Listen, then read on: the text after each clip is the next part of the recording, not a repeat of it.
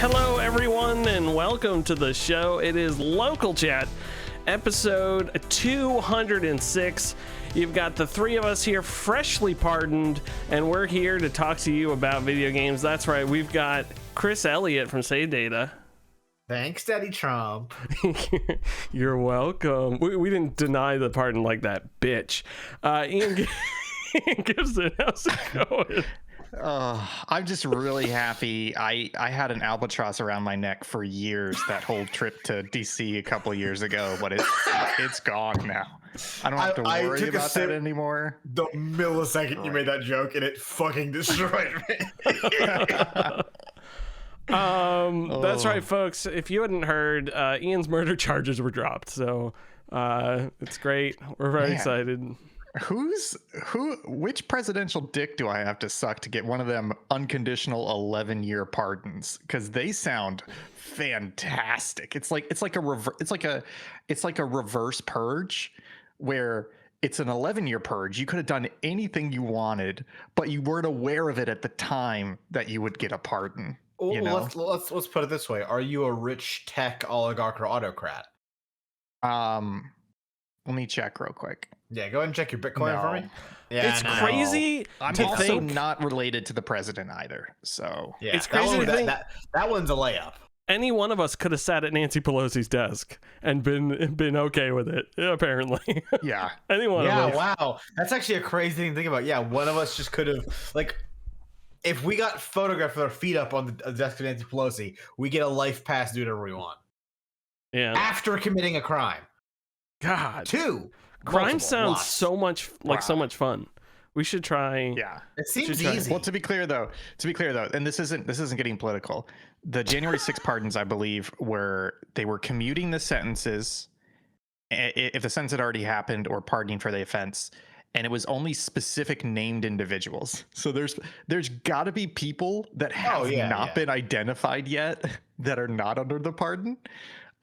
Which is different from Biden was the one who was like handing out the pardons that were literally like everything from like 2014 up until the date of this pardon, you're completely pardoned except for violent crimes. I think you see all the people crying that the people that didn't get pardoned, quote unquote, they got pardoned for the January 6th thing, but not for their other crimes they had committed. Oh, I bet. Yeah. Shout out to the guy, I'm not saying his name, the guy I went to college with who was at January 6th, and unrelated got arrested in Charleston, South Carolina for unrelated crime. Sure.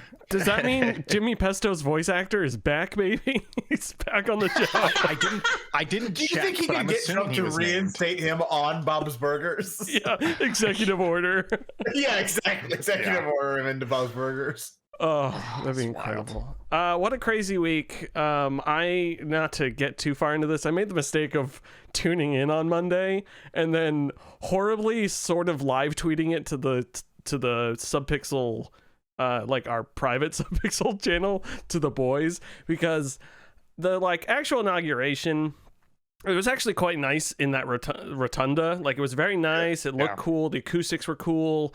And then Trump's speech was full of nonsense, but he was coherent. And I was like, oh, that's crazy. I always see clips of him being incoherent. And then he did a off the cuff speech at the Emancipation Hall. And boy, I folded in on myself. It was pure silence when he was speaking and waiting for pausing for stuff. And I could not handle it. It was a nightmare. It makes you realize how fucking hard being a government speechwriter must be. Yeah. Because even I stood up and cried when he said Gulf of America. I'm excited about it. Damn time. It's about damn time.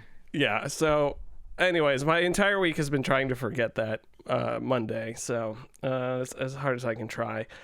Which is what the chit chat section is for. Currently, it says TM, so this is the now trademarked chit chat section. Ian, is this you TM?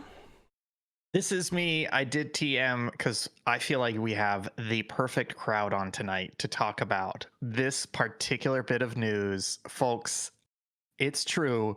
Jason Mantzoukas is going to be on the next season of Taskmaster. How excited are you guys? Very. He's a great pick. confirms we're not getting a U.S. Taskmaster anytime soon, Daddy-o. Yeah, but I'm fine with that if they just because for me as a Comedy Bang Bang fan, so I kind of, I don't want to say I knew this was coming, but like a week and a half ago, I saw something on Blue Sky where people were like, debating if it was Paul F. Tompkins or Jason Mantzoukas on Taskmaster, and I was like, Paul F. Tompkins where is this? Is too niche American. Jason Mantzoukas is a little broader. Yeah. But it was like they were debating it, like which rumor was more accurate, and I was like, oh shit, maybe somebody from there got on. So now having Jason Mantzoukas on there hopefully opens up the Comedy Bang Bang universe.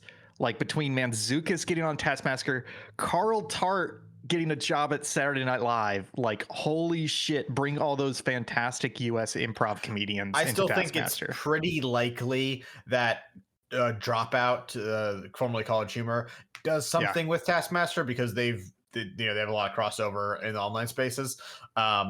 And in that, Paul F. Tompkins would be featured because he's on Dropout all the time, and also he's like a golden god of U.S. comedy, particularly LA-based comedy or improv comedy. Yeah. I'm excited. So I watched, we binged Taskmaster a couple of years ago, but we kind of dropped off after like season 10 or 11 because we just burned ourselves out. So I'm ready to start watching again, and I'm excited to watch Mantzoukas on Taskmaster. It's going to be great. For all the Taskmaster heads out there. So the full cast of this upcoming season is Jason Mantzoukas, Matthew. Is it Bainton or Banton? He's the guy that made any Ghosts. Of these people. He made Ghosts, the UK version. Among he other invented shows. He's Ghosts. He invented Ghosts. Fatiha Al Ghori, who is a comedian, stand-up comedian. She was just on the Big Fat Quiz. If you guys watched that, she was great. People were making jokes that she might be in the running for horniest Taskmaster competitor ever, which will be a great energy with Greg.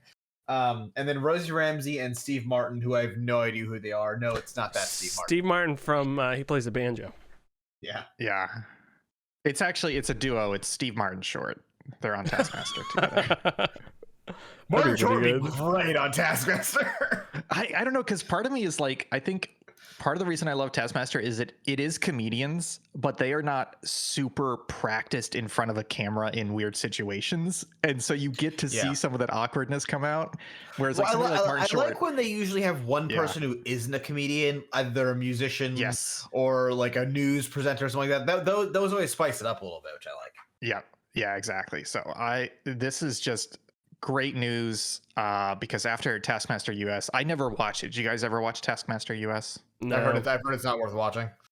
It's either the New Zealand or the Australian Taskmaster I've heard is good that I've thought about watching. It's Australia is the one that hang on.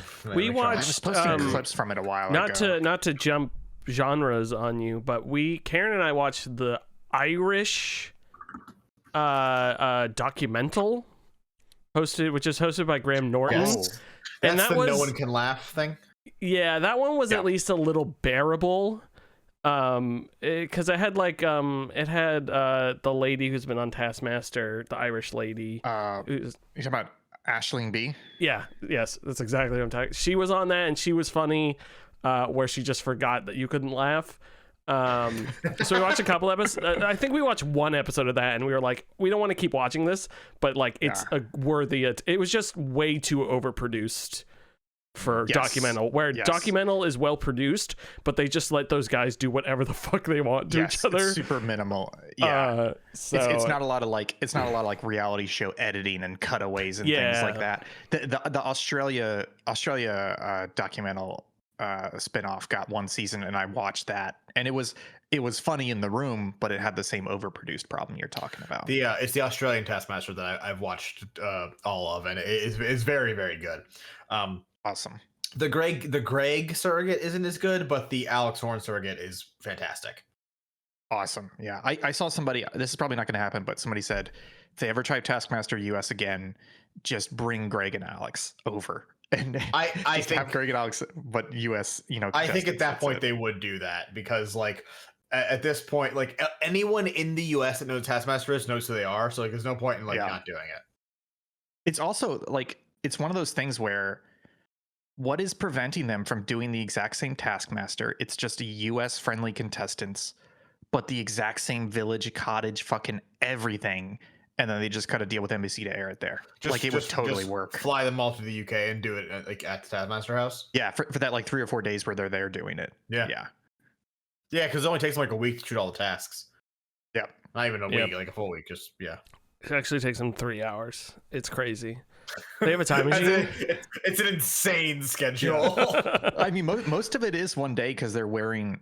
Like if you track their clothing, a lot of the tasks for like the entire season. So they have costumes, don't they? In the first two seasons, it was do whatever you want. From there on out, it was you have to wear the same thing all it was forced restrict. Okay, yeah. And then some people started doing costumes because of that. Yeah, gotcha. I think it was what is her name? The Canadian woman who is like famous in the UK. She won the season of Taskmaster. She's the first person who started doing that bit, basically. Gotcha. Yeah, and then someone else wore, like, because you could wear the same suit every time, or like someone wore a jumpsuit, which seemed nice because then you could wear whatever you wanted underneath and just put the jumpsuit on. And then I think wasn't it the what was he like Vietnamese? And he wore like the yellow Bruce. Didn't he wear like a yellow Bruce? Yes. Yeah, that guy. I forget his name. Phil something? Yes, it is Wang? Phil. I want to say Wang, but I don't think... Phil Wang's correct. Yeah. Because he has a Netflix comedy special that is not very good, which is insane because I thought he was the best person on that season. Again, tangenting. Did you guys watch the Conan Must Go show? A little bit, not a lot. I watched all the episodes on my flight to or from Vegas in September, and it was genuinely a pretty good show. Because he does the like non sort of fully edited thing. Like it has awkward moments in it that you know are real, so you're just like, yeah. And then there's even like when he's doing bits, you can see some of them trying not to laugh. So it's like, and they keep that all in, which I like because it's much more funny that way. But yeah, that has a season 2 coming out soon, I think. But that shows it's worth it for the non-reality editing sort of stuff. Chris, awesome. Do you have these are called would you rathers, I believe is what they are called. They're a technical term. They're called real thinkers, trademarked.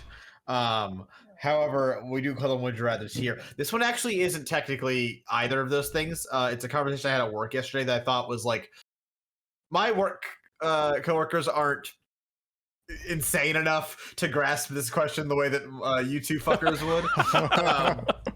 So we were talking about like bullshit monthly like renewable services, all like a factor meals thing or like anything like that, and like how basically anything, if you can package it as like a monthly subscription service, you can sell. What is something like the worst thing or the most useless bullshit thing you think you could spin into like a monthly subscription service, mostly to trick dumb influencers? You know, the first thing that comes to mind, just because you're holding one, I was like, I could make a fucking bullshit subscription artisanal pen service for people. That's a fantastic idea. This is not that. This is weed. Oh, okay. It does look like a pen though, which is very convenient for when I pick it up on a Zoom call and forget that I'm just doing this, and I'm like, oh well, whatever. I was gonna say I bet I could get away with a subscription box for a different phone charger every month, like cable. I don't know, like a different braided like a replacement cable or kitch. Yeah, different. Yeah, or like a different hub to put your stuff on. And in reality, I only own 5, and I just send it to a different person every month, and I get away for it for 5 months, and then they don't ever catch me. So this question reminds me of Juicero. You guys familiar with the saga of Juicero? Jesus. Juicero is such an awesome scam that I almost like. I went back around and loving it. The crazy thing is that it's not a scam because there's this fantastic guy on YouTube. His name is AVE, and he has an insane Canadian accent, and he's like a hardware engineer.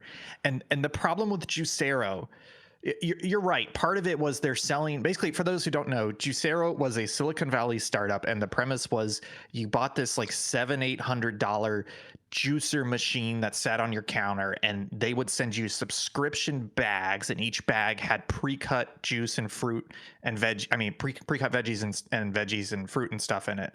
And you would take that sealed bag, they were about $8 to $10 each. You would put it in the machine would press and squeeze that bag and give you one glass of juice, and you would be part of a subscription service.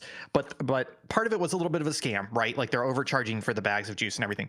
But the bigger problem was that the machine they were selling was $800. Yes. And that was at a loss because it was so heavily over-engineered. It was insane. And then what killed them was, I think it was Wall Street Journal, like they were getting tens of millions of dollars in investments, I think up to hundreds of millions of dollars. And then Wall Street Journal was like, we got our hands on a Juicero and here's what happened. And they're like, hey, we got the bags. And we said, can we just squeeze the bag? And they squeezed the bag by hand and got as much juice as the machine. And so it was just this way over engineered, stupid, expensive subscription service for something that didn't need to be that complicated. So it launched at $799. How much do you think the base level, the cheapest monthly like bag shipment cost? Yeah. I want to say I want to say $40, and that's one juice a week.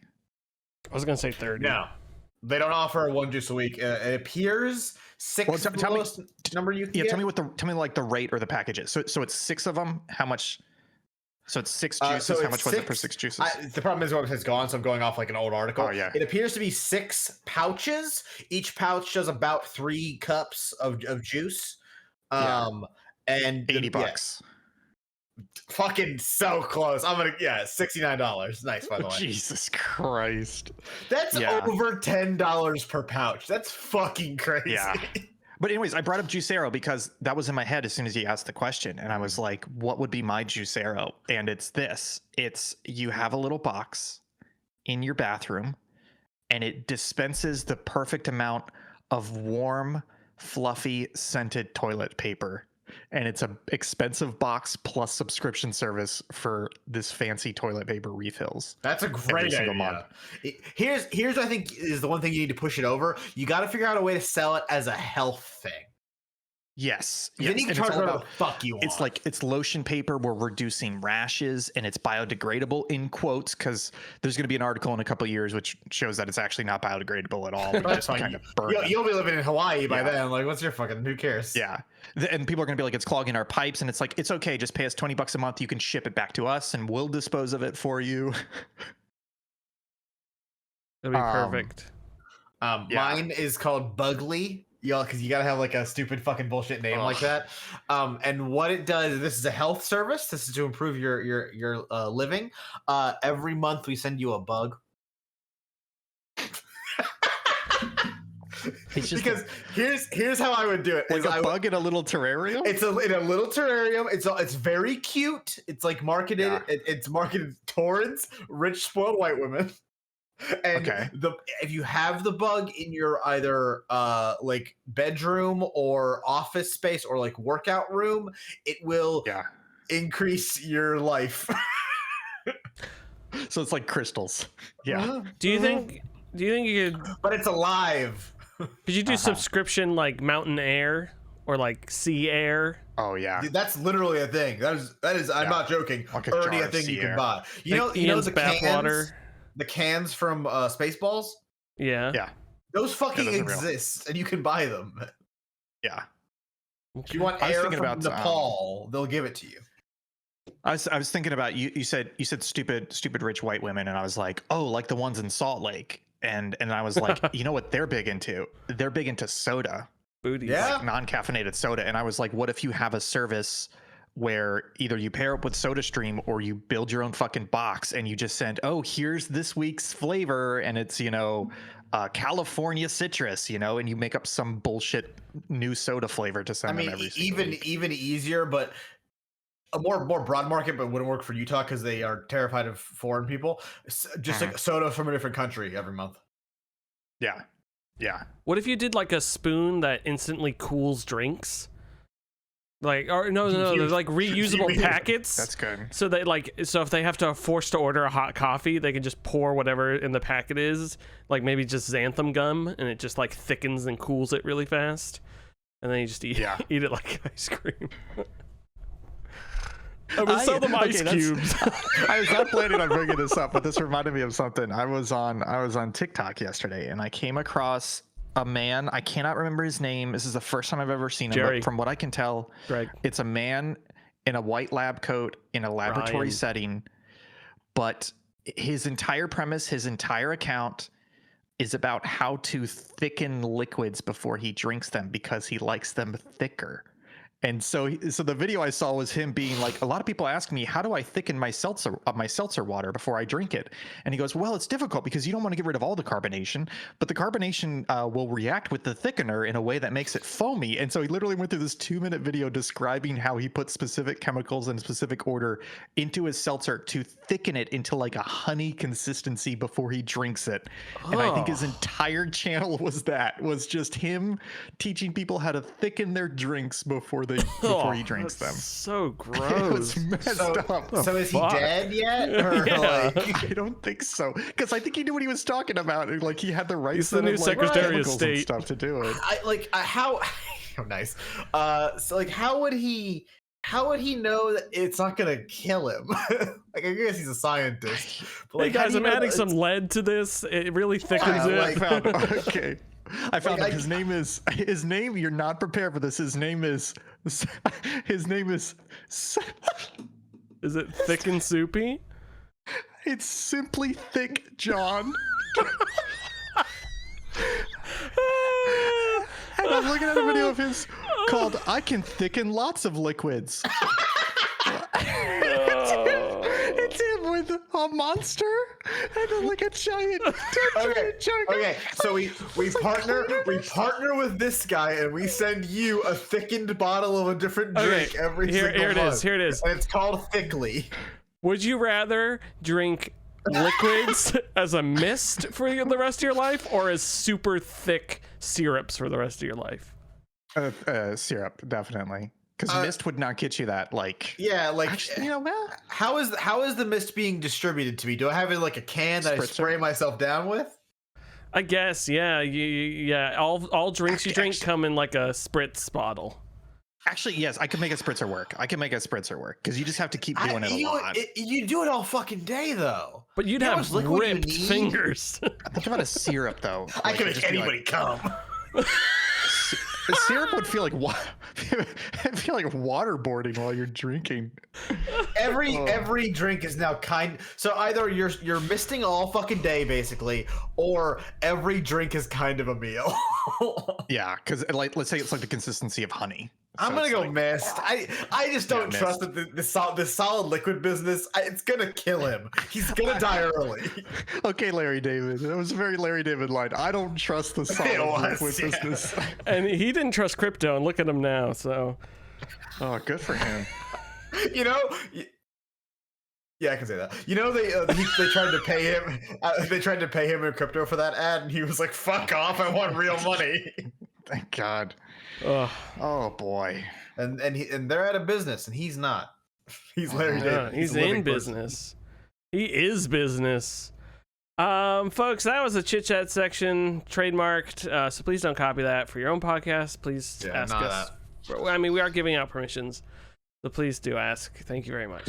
You gotta pay a licensing fee to use the Would You Rathers on a podcast. Yeah, we can get that. That can be paid to Telecom. Check your yellow book.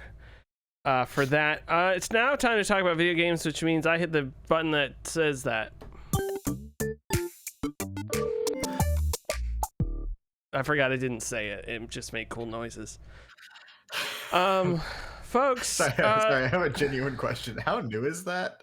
How many times have I heard that? You've heard it 0 times. I can guarantee. No, because you were on a couple weeks ago, weren't you? Yeah, but I think that was the one I forgot it. So just for reference, this is what it sounds. 45 minutes doing chit chat. Yeah, so that's what it sounds like. So just be prepared next time. No, that's from Envato, who also makes Nintendo. Audio Jungle.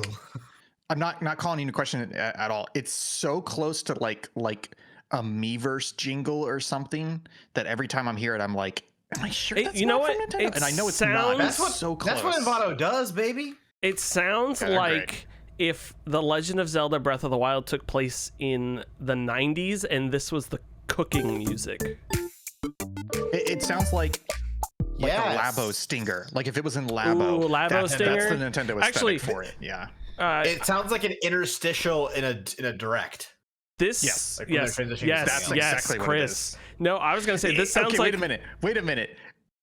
Is that what it is? Because they could be using Envato. It could be. I was That's gonna a say good point. I don't think so. it sounds like the sound design of the MMO playtest. It sounds like that.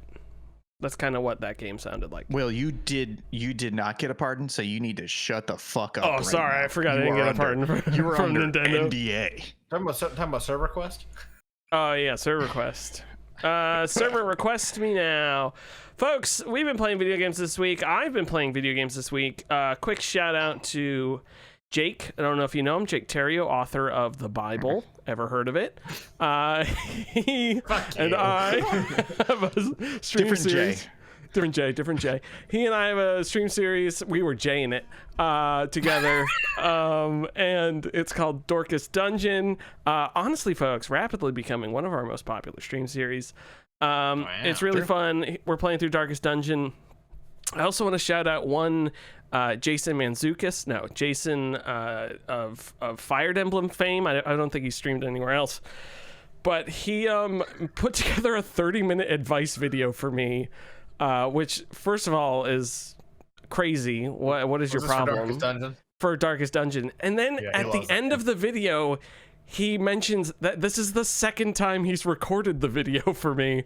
I'm like, what are you doing with your time? And then since he sent that video, which I have taken copious notes, so look forward to this Saturday, he has sent me like 3 more messages with more advice. So he's excited about it. So you should be excited about it. Saturday, 7 p.m. Eastern. More Dorcas Dungeon. Is this your first time playing Darkest Dungeon? Like fully? I played about an hour a couple months ago and I really didn't like it. And now Jake's kind of walking me through it and like not really saying much, but like offering advice and things like that. And it's been a blast. It's pretty fun. We did lose 7 people. So that sucked.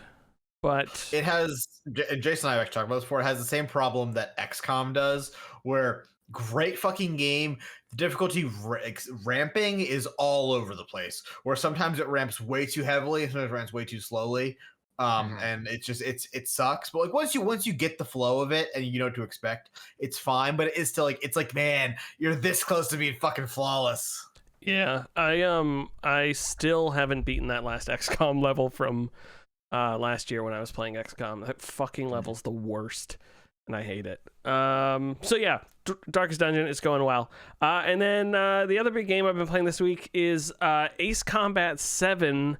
Skies Unknown, I think is the... Hey, like that PNG dog. I saw the PNG dog. He's very adorable. Honestly, so the story in that game is kind of a nothing burger. It's just like 3, as far as I can tell, 3 separate stories that they're just like telling alongside each other, and you as the viewer can see how they're placed together. But like in the game, it's like one story of a lady who's a mechanic, one who's the guy who they're doing the drone data off of. And like in one of them, they're like, oh, I saw a plane go by with a rose emblem on it. And then, you know, from the other story, that's like the princess's jet. Yeah. So it's interesting. I'm kind of not really paying attention to it at all, other than the old pilot who's going to die because he flies so much. Like that guy's cool. And then my character's name is Trigger. And he was in like the first couple of missions, you accidentally shoot down the former president, and you get sent to like the penal colony air base, and then you like work your way back up into the Air Force. It's very arcadey, very fun.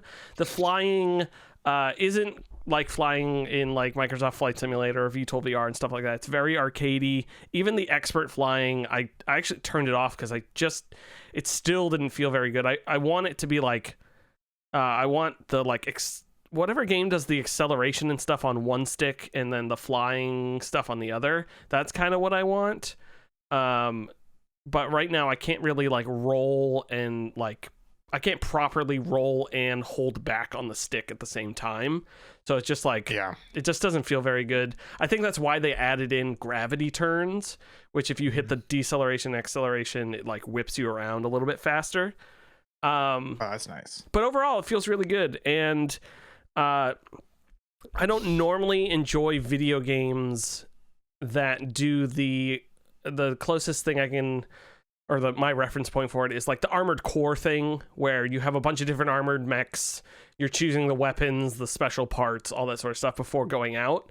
And I typically don't like that type of game. I said it with Armored Core, which I ended up really enjoying, but like I want the tools and the default for me to beat the level. I don't want to get halfway through a level and realize I can't finish it because I don't have this thing or that thing. You want like a recommended weapon set. Exactly. Kind of and Armored Core, like Armored Core turned out to be not that as much. Like you could beat a level pretty well, and then it's only those like people want to go back in and see if they can do it without this stuff, or what's the ultimate build where you played around.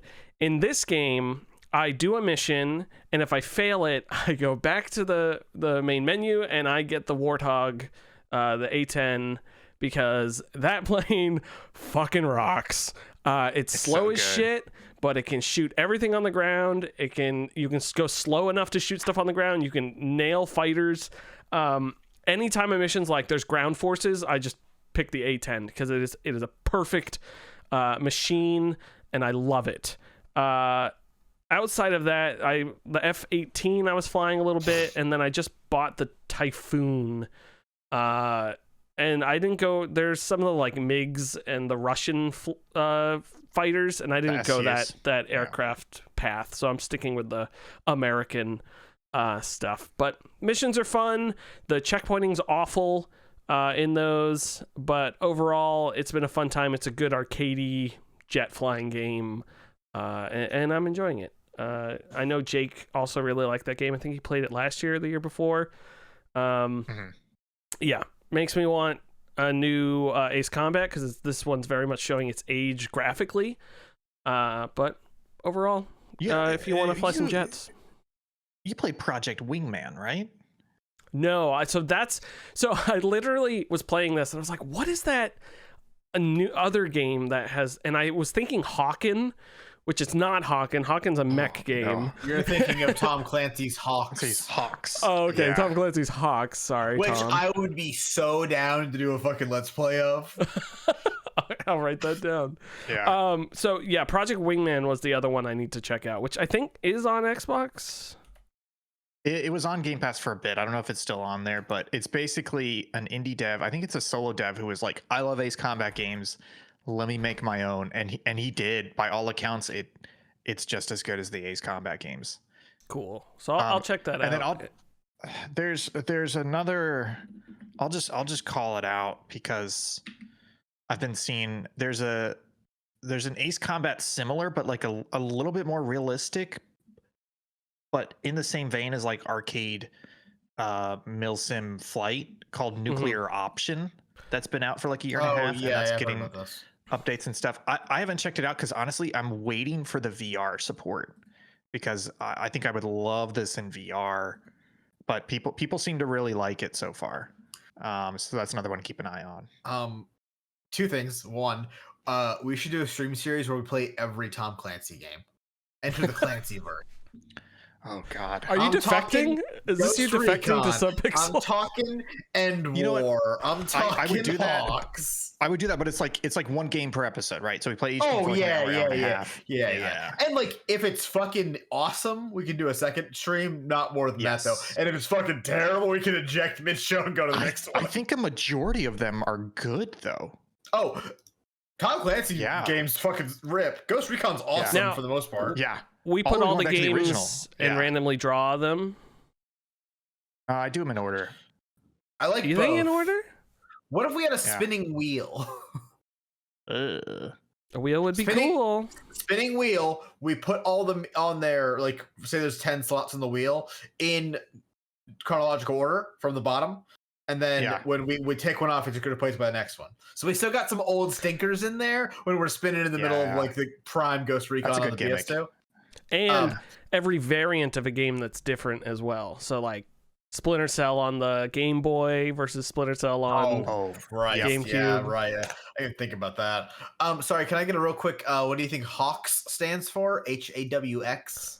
High altitude weaponized. I can't think of the X. High altitude is correct.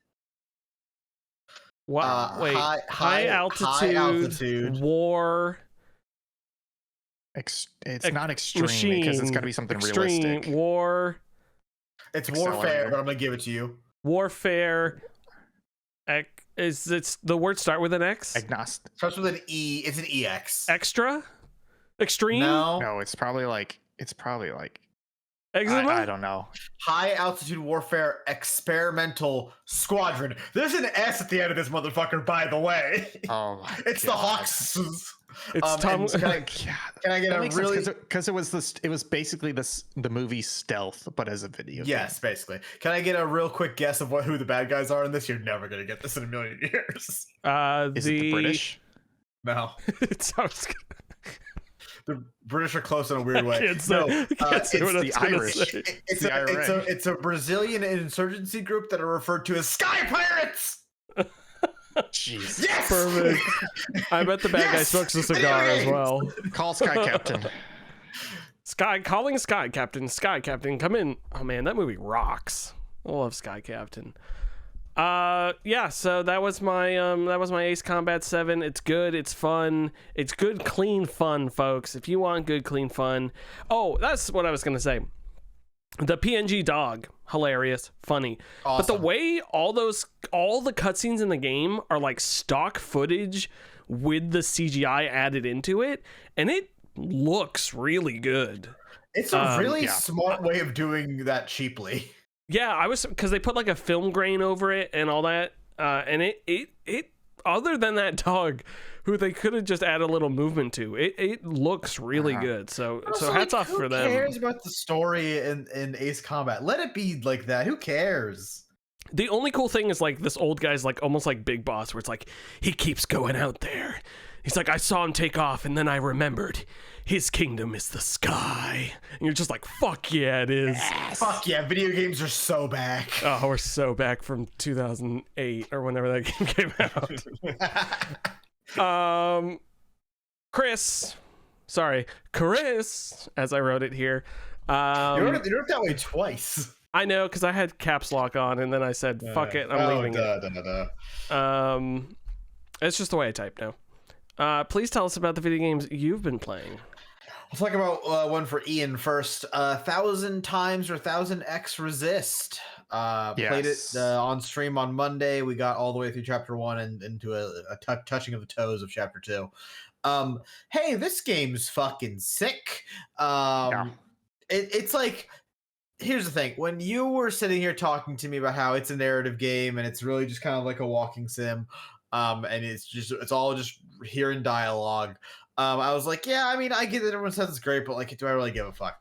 And then I played about 25 minutes of it and went, oh my God, I need everything you have to tell me.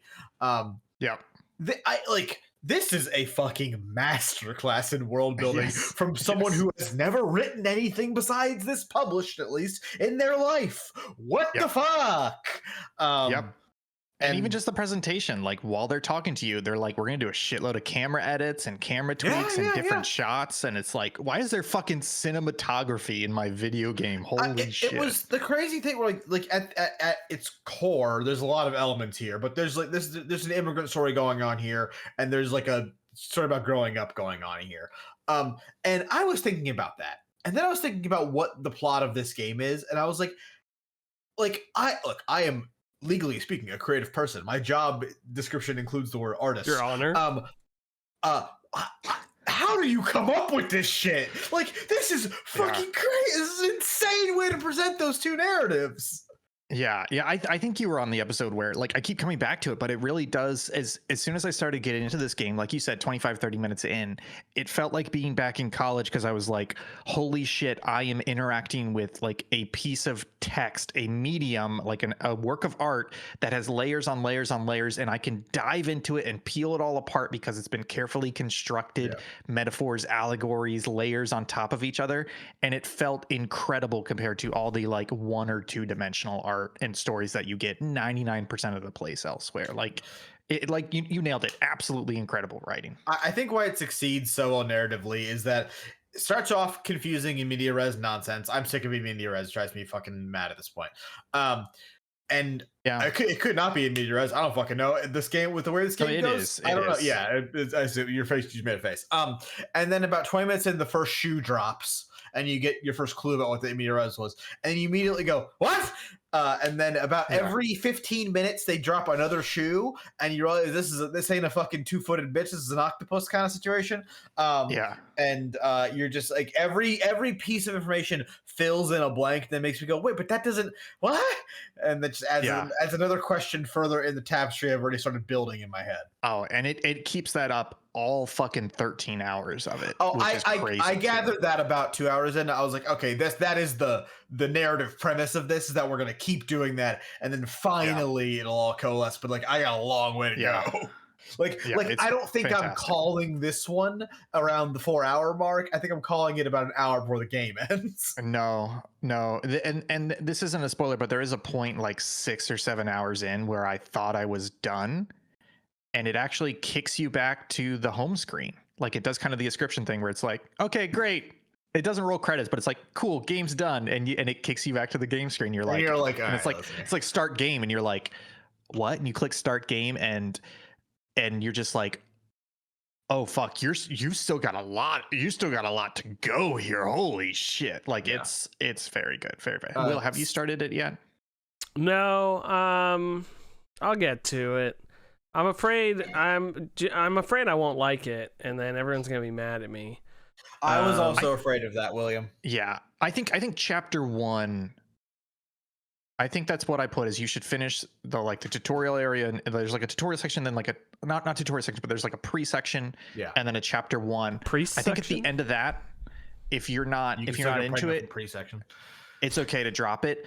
The only thing I say is, I think you just got to be in the right mindset to sit down and just like, you're in for a story. You're not going to be doing a whole lot of gameplay. And I think as long as you can sit down and get that started and give it an honest take through that first chapter, after that, you're going to have a problem not playing the game, because you're going to constantly be thinking about it, being like, oh fuck, what the fuck was that? Or even just like, oh, that was such a good like story chapter. Like, give me the next chapter. Like, what's happening next? So I think as long as you get over that initial introduction hump where you interact with the game, then it's going to have its hooks in you, and you're going to That's actually currently where I am with it. We're like, I just want to go play more of it, but we're fucking streaming it, so I can't. Yeah. It's fantastic. Is that within 2 hours I could return it if I don't like it? Yes. You could. I would say like I will be. No, in 2 hours, you should hit the thing. Here's what I'll say. If you reach the point where you hit the fucking right bumper, left bumper, whichever bumper it is, and you're not like, oh yeah, turn the game off. You're not gonna like it. Okay. Yeah. Other game I played and beat in 2 sessions, which I probably could have done it in 1, considering how close I stopped to the end in the first session, is Katana Zero. Anyone played this? It's old. No. This is 8 years old. Is that the guy from Borderlands? Isn't his name Zero? Borderlands 2? I think so. Is that him? No.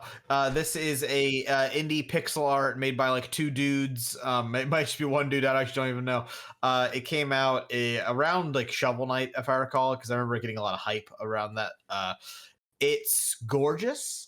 This is a super fast paced like hack and like if Mega Man or like Mega Man Zero was, instead of like a kill a bunch of monsters, hop around, collect health packed items, if it was like Super Meat Boy, where it's like you're building a perfect run through an area, kind of in the like a style somewhere between like Super Meat Boy and Hotline Miami, because it has like that neon synthwave aesthetic to it, where it's like you have to like go through the thing and like figure out how to kill everyone in the thing without getting got. Because if you get killed, you reset back to the beginning of the level, or the stage. And like so you have to like basically plot out the perfect course, and then like you do that, and then it plays it back through like an old samurai film with like the grain and stuff on it. This game's great. It's fucking sweet. The music kicks ass. The styling is really good, and like the speed of it feels awesome. It's got a great like speed to it. There is like a slow down time button if you want it, but you don't need it. So that's always nice. I started using it midway through the game, and I was like, I should be doing this. This is how to have fun here, instead of like trying to be like, I can beat the puzzle. It's like, no, let me be a cool fucking ninja samurai man. I waited so long to play this game because it famously ends on a cliffhanger. And we still don't have the sequel. The guy claims he's working on it, but we haven't had an update in quite a while. The Silk Song Effect. And I finally caved and played it. It's great. I highly recommend it. Just understand that the game won't like the game's gonna end and you're gonna go, this is a not complete story even a little bit. Damn. To call it a cliffhanger, I think is even generous. It just like the middle of the story just stops. Crazy. That's wild. I speaking of katanas, actually quickly before it's Ian's turn and we rush through it. 7 years ago, our fathers who are in heaven, thy kingdom come. Ninja Gaiden 2 Black came out today, which is a crazy sentence, on Xbox. And is 4K, 120 frames per second. I didn't look through everything on it, but I assume it's adding I assume it's uncensoring the original Ninja Gaiden 2 stuff that they censored from the original Ninja Gaiden 2 where it was too bloody. But the funny thing is, before I chose Ace Combat 7 to play, I was like, I beat Ninja Gaiden a while ago, that the first Xbox one, and it was really hard and difficult and it was fun to get through. And I had started Ninja Gaiden 2 and it was way easier and it was kind of annoying. And then I booted 2 back up and I said, no, I still don't like this. And so all of a sudden they're like, here's the up-res remastered version for Xbox. So I think I am going to go check that out. Yes, Chris, you have your hand raised. You didn't play the news theme.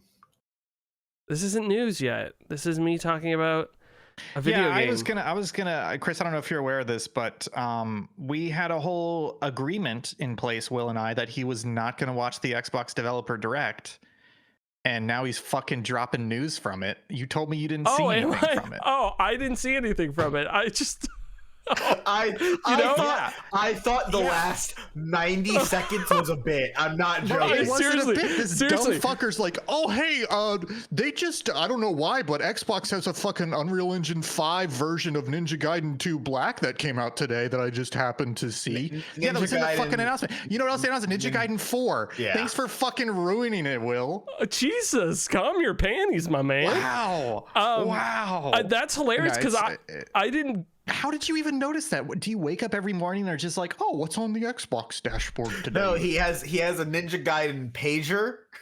Yeah, it's true. I'm actually not that pissed. I'm more surprised that you noticed it and didn't realize it came from the developer. No, that's weird. I noticed that this morning, and so I installed it. It was not this morning. Sorry, it was. I noticed it whenever I was playing Ace Combat this afternoon, and I was like, that's crazy that they're like happening, because you know what? I lined it up with the fact that I was just playing Ninja Gaiden 2 the other day. They served it too. So I was like, that's weird. And no, they didn't even serve it to me. I was going to re-download Ninja Gaiden 2. Oh, that's wild. Yeah. And so it popped up and I was like, what the fuck? Like, what is this? So I downloaded it. And then later on, when I messaged you, I was on YouTube and I saw the Doom thing. I said, fuck, that developer directs today. I didn't see anything from it. And I already know Doom Dark Ages exists. So I texted you. I was like, hey, I'm gonna like not go on YouTube anymore. And I'm not gonna, like, I literally kept picking up my phone, and I said, no, I can't go on my phone. So I apologize. I really didn't know it was from that thing. It's a full Unreal Engine 5 remake, and it dropped today. Jesus, sorry. And they're also making Ninja Gaiden 4, which will come out in 2025. I saw an incredible exchange on Blue Sky regarding the remake that dropped today. That was like, "Fuck yeah, getting into this right now." And then it was like, it was Jesus Christ, Ninja Gaiden's hard. Yeah, I'm excited to see, because the original 2, which isn't the original 2 that I had been playing, like, I hopped back into it, couldn't remember how to play the game, and the enemies who were hitting me, like, when I killed them, I got all my health back, and in the original Ninja Gaiden, like, you get hit once, you're at that health level for the rest of the level. Like, you're not getting health back at all. Yeah. So I'm excited, because it was that Dark Souls effect where I'm like, man, they're making this game like for babies now. So I'm excited to see if it actually is. Sorry for spoiling. No one else watched it, apparently. No, it's fine. It's just wild that you came across that and not. Now your reactions to me talking makes a lot more sense now, because I was like, I thought this was like a neat little thing. I thought you were like getting us to news as like a side joke.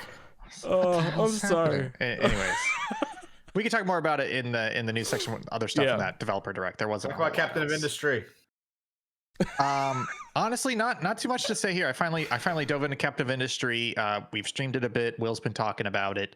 It is a semi-automation, but I think it's more about industry factory building, but it's got some unique systems in it that make it different, as opposed to just like a Factorio or a Satisfactory clone. Finally started playing it. I am enjoying it. I do think it's got some stuff in it, like UI UX wise, that can be a little bit confusing.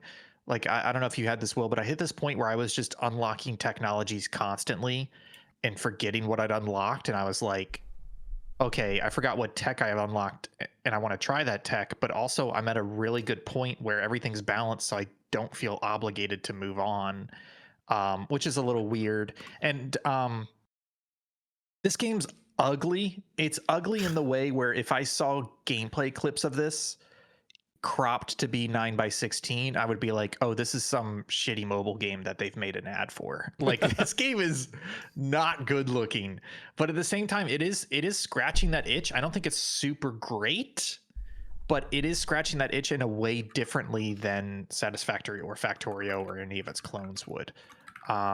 So yeah, I am enjoying it. It's a nice little time waster. I can't tell if I'm upset or happy that it doesn't have me completely consumed. It's not taking up all of my time and thoughts and waking actions. I can't tell if that's a bad thing or a good thing, but I'm still, playing it a little bit here and there. Yeah. I'm dangerously teetering on not playing it anymore, and not because I don't like it anymore, but I'm like hit a lull. And with the research stuff, I actually was just taking breaks. I wasn't queuing things up. I was just like, that's the thing I want to research next. I'm going to research it, and the next time I want to move on to a new project, I'm going to click on a thing to research and then work on it when it appears.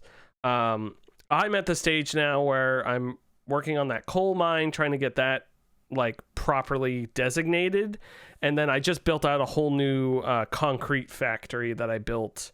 And then nice. I'm just now I can finally have like a use for limestone, so I'm trying to get that industry up intact.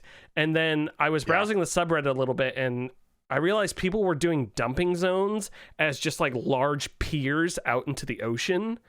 And so once those were built, they just put their cargo ships on like those and had the cargo area out there.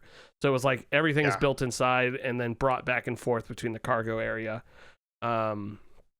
It's fun. I'm just like maintaining stuff right now, like you said.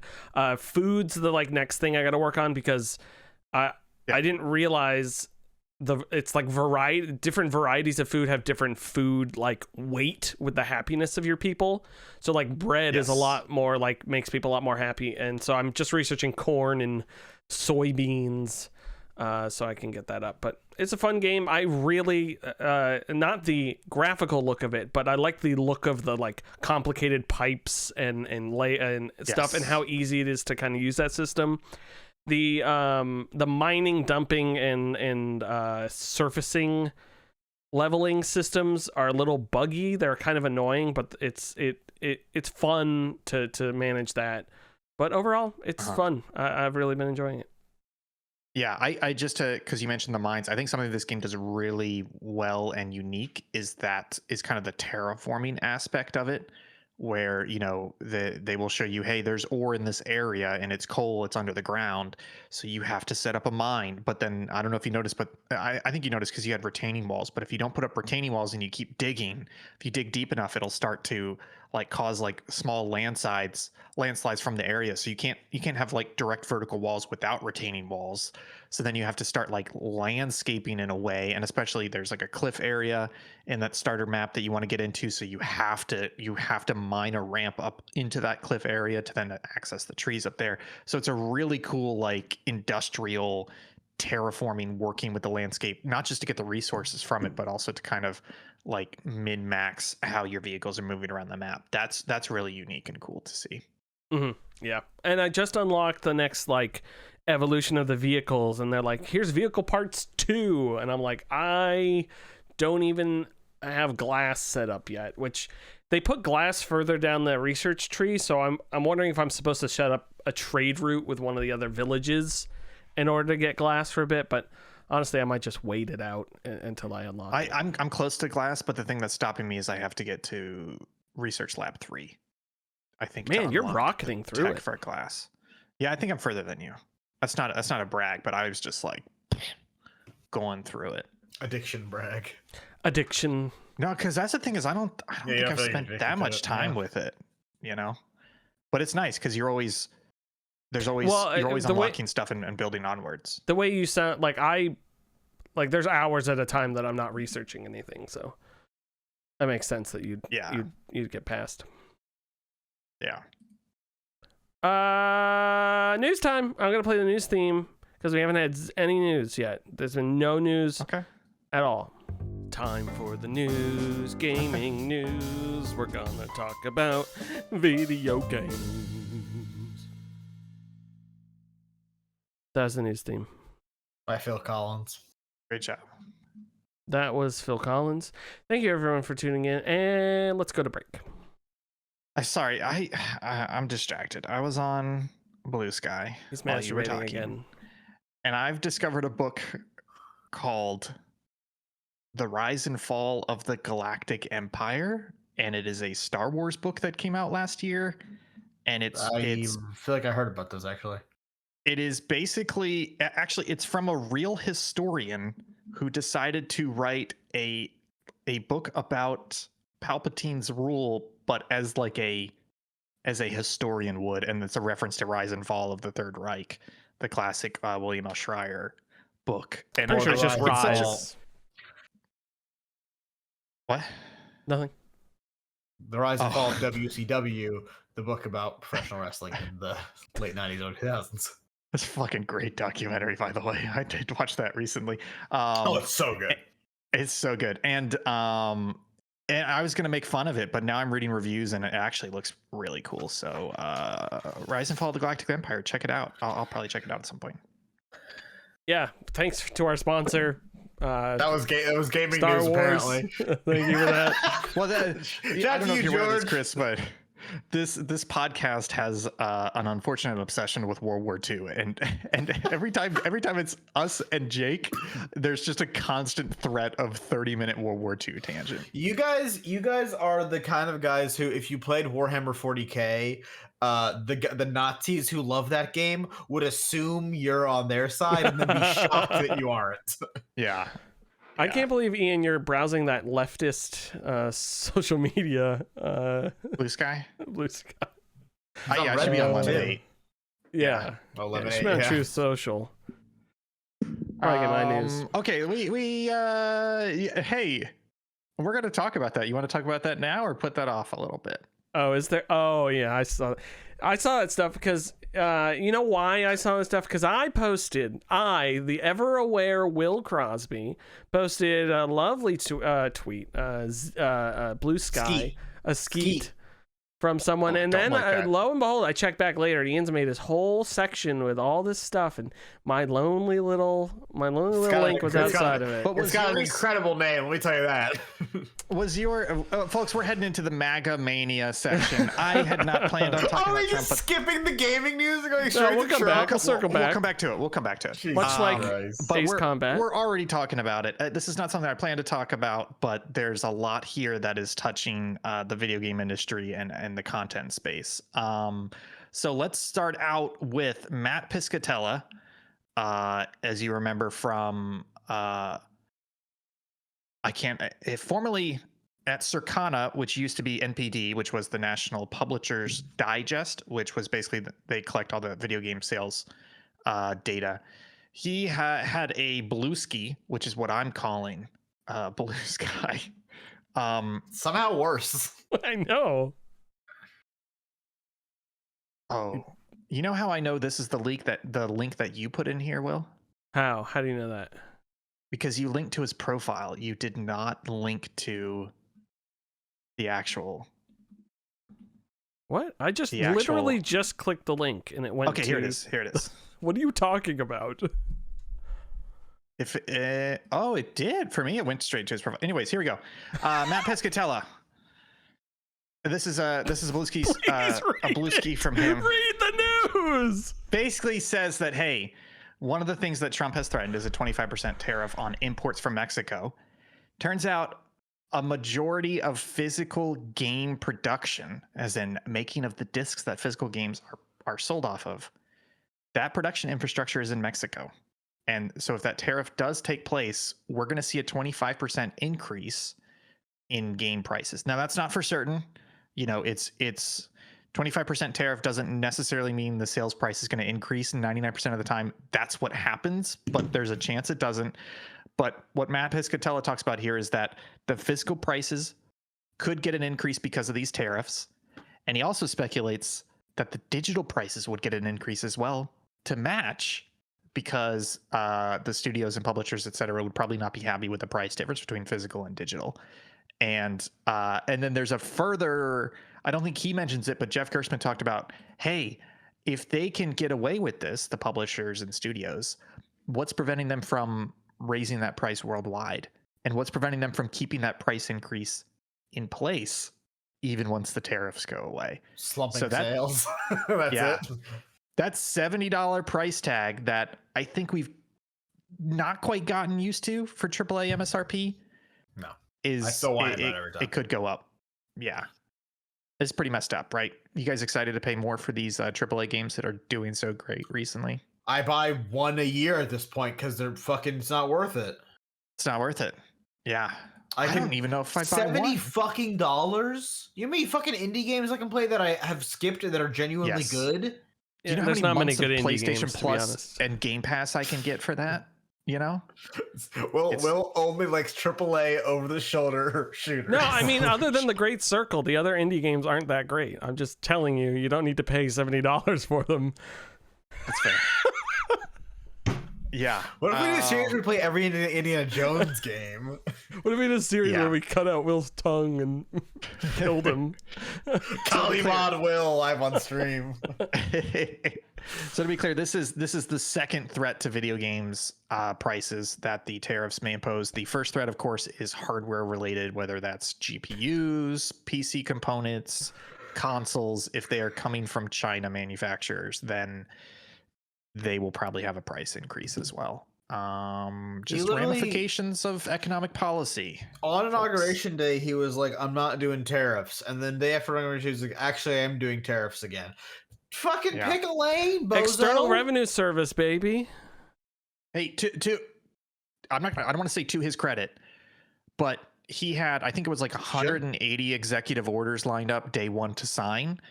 Tariffs were not on there, so maybe tariffs aren't as important or as high as agenda as he likes to say they are. It was a buzzword that he learned and liked. That's the thing about Trump. When he finds a word he likes, he really goes at it. He's just sad he can't say Kamala anymore. Really, Clapping Kamala. So continuing with the political chaos. He loves to clap. Oh, I thought you meant like clapping. Classic combos. Oh, Jesus. So continuing with the political chaos in the United States. Real tiny quick aside from Mago Mania. Doge and the incredible saga of Doge going from being a department to being a thing called Doge because they legally can't call it a department unless it's a department and it's not one. Yeah. Oh, that's hilarious. And they're now just IT. It's fucking awesome. Yeah. TikTok ban went into effect on Sunday. However, there was a little bit of collateral damage in the gaming community.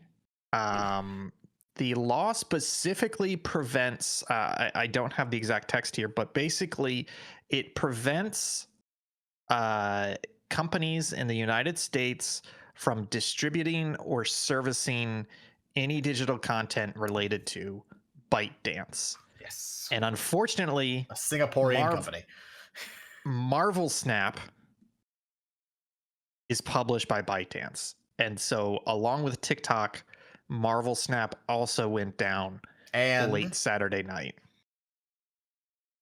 Oh, you know, CapCut. Oh yes, CapCut, and Lemonade, which is and genuinely fucking huge. Like, because social editors people on are dumb. Fuckloads of channels use it. I use it. But it's quick and easy. I get you, but it's really good for the things it's good at. Here's my defense of CapCut. My social media managers at my job that don't know how to edit something can quickly get something out if they need to and don't have time for an editor to make instead of bothering you. Yes, that's a but good point. Like the way I use it for captions because it's way faster doing captions and you can make them look interesting. I use it for sound effects because that's fun, and then I use it for removing the background from a person. It is not something Premiere can do. So I just do that. This is what CapCut is for. It's for quick things like that.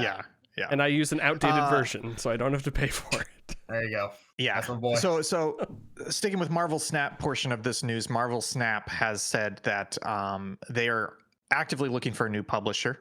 It was currently published by Newverse, which is a subsidiary of ByteDance, and so was impacted by the ban on Saturday night. Marvel Snap, along with TikTok and CapCut, etc., are back up. They came up midday Sunday after a public promise from President Trump that he would sign an executive order extending the ban, which he did on Monday, extending the ban the ban waiting period 75 days. Which will get extended again in about 75 days. Yeah. Unless I believe unless TikTok is sold to a U.S. buyer. So not sold, partially sold. 40. What's the percent? 49%. 49%. Oh, I thought it was more than that because the way the bill is written, it outlines a specific ownership share that triggers it. And nothing I think to do with the bill. This is Trump saying that. Yeah, but his executive order can't rewrite the bill. It can only extend the timeline. Yes, that's and the bill has a specific stakeholder percentage in it. Yes, as to whether it qualifies or not. All those things you said are true, but Trump has said 49%, so he'll just make it happen. Maybe, but laws don't mean anything anymore, Ian. You can do whatever you want. No, that's the problem. Is you're mostly right, except for in this scenario where the law is specifically written with like specific things in it. He'll just hand wave that away. I'm not joking. He can't. In this case, he legally cannot, through an executive order, change the exact wording of a law. You know what else he legally can't do? 34 felony counts that he got convicted of. Didn't stop him then.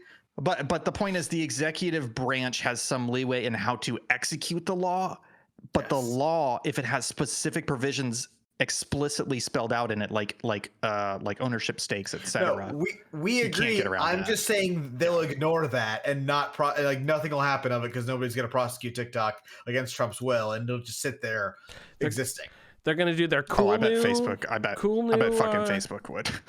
Oh yeah, no. To clarify, I think it'll be sold. Yeah, I think Meta will buy 49% of it. Or at least like part of that. No. I mean, if we go past the 75 days, the ban is quote unquote still in effect, but TikTok stays up and everybody tries to turn a blind eye, like you're saying. I guarantee you Facebook's lawyers would come out and say, no, we're going to sue. TikTok shouldn't be allowed. We're going to sue to enforce the law that gets them out. Not if they own a chunk of it by that point, which I think they will. I don't think Meta would buy it. They definitely want to. They made accounts on TikTok that didn't exist. So here's the big harumph about the whole thing is when TikTok came back up, Meta and Facebook suddenly had accounts that didn't exist before that had hundreds of thousands of followers somehow. Great. And the whole thing about not being able to search like hashtag Democrat, which also happened. Yeah, I haven't looked into that, so I don't know how. I have not seen actual evidence of that. I'm not saying it's not happening, but it's just, for me, it's just rumor online so far right now. Yeah, I haven't either. I did see the thing about today that Google AI wouldn't list Biden as a president, which is pretty cool. Oh yeah, that's just. Did you guys? I do want to talk about this though, and the reason why I want to talk about TikTok in particular, because I don't know if you guys are aware, but we are content creators, and thank Christ in heaven, this is not our day job. But we do put a shitload of time and effort into certain content hosting, social media, etc. sites like Twitter, like YouTube, like Twitch, etc. Both Save Data and Subpixel do this. And I don't know about you guys, but outside of the whole, pissing contest between Republicans, Democrats, Biden, Trump, etc., it is very fucking concerning to me that a law was passed and signed into law targeting a specific social media content site, citing very vague, non-specified, quote unquote, national security concerns to destroy that, to take it down. It went down, and there's a very good chance that it will go down again permanently. And as a content creator, as somebody who loves to be online and who loves these spaces, like TikTok is a fantastic social media space and content creation space. It really is. To see that get targeted and taken down is very concerning to me, especially with how much content we put out. That could have been YouTube going down. Yeah. That could have been Twitch going down very easily. And like the thing that bothers me the most about it on a personal level is like, this is a thing that went through because like Trump started talking about banning TikTok when he was president, and then all the way through Biden's presidency, it was like this lingering thing, and then it finally happened. So there is an amount of bipartisan support, literally, for banning this platform, which unironically employs tens of thousands of Americans. And like that's employees, not counting also people who make their living off TikTok, influencers like that. Yes, thousands of more people. So I mean, like, look, in the grand scheme of things, is 10,000 people that much? No, but it still doesn't matter. This is a bipartisan thing that was like, we're going to take away the livelihoods of tens of thousands of Americans because of, like you're saying, vague national security risks, because fuck you. Yes. And to be clear, as far as I'm aware, I have not seen any evidence that TikTok is doing anything more malicious than what Facebook, Twitter, Instagram, or any one of these other data-hungry social media sites out of America are doing, because we're not paying for them. Therefore, we're the product. They're constantly harvesting our fucking data and serving it up. The only platform that we've mentioned that has actually gotten in trouble for fucking with your data is Meta, a class action lawsuit that I received $42 in. Hell yeah. Yeah. Yeah, it's just very concerning, and it's easy to get caught up in it and be like, oh, I support Trump, I support Biden, oh, Trump shouldn't deserve a win for bringing back TikTok. But don't let that hide what's happening here, which is a huge governmental overreach into a major new age social media and content site that has, again, I have not seen any evidence of any wrongdoing here. And you should be very concerned if you like watching YouTube, Twitch, going to Facebook, Instagram, etc., because there is nothing preventing them from doing the exact same thing. And if you want something that's going to make you die inside and want to change the government, go watch the original Congress and Senate hearings of TikTok, where you have to watch the most tech illiterate people you've ever fucking conceived of talk to the president of TikTok. Holy fuck, it's embarrassing. It's bad. Yeah. Anyways, like I said, didn't want to talk about any of those things, but it's very important to gaming and to us, unfortunately. We'll see what ends up next week in the MAGA Mania section. It's a recurring thing now every week. I still don't have a TikTok, but I heard it's quite fun. So I can't download it now because it's not on the store anymore. It's still not on the Apple Store. Yeah. So I will forever never have a TikTok. I was gonna say, did you guys see the cool new dance on TikTok? Is that hitting you? It's on Instagram. Elon did it. You didn't see it? Shut the fuck up. Jesus. Jeez Louise. Nightmare, Anyways, nightmare. Okay. Do you let's think eject out of here? Sorry, I did want to talk about the actual only game thing here, Marvel Snap. So I think that was, first of all, a part of their whole thing was to not bring that up as like one that was going to go down. They wanted that rug pull like shock effect because and good for them, honestly. Good for them. It was a masterful play by TikTok to get as much eyes on this shit as possible here.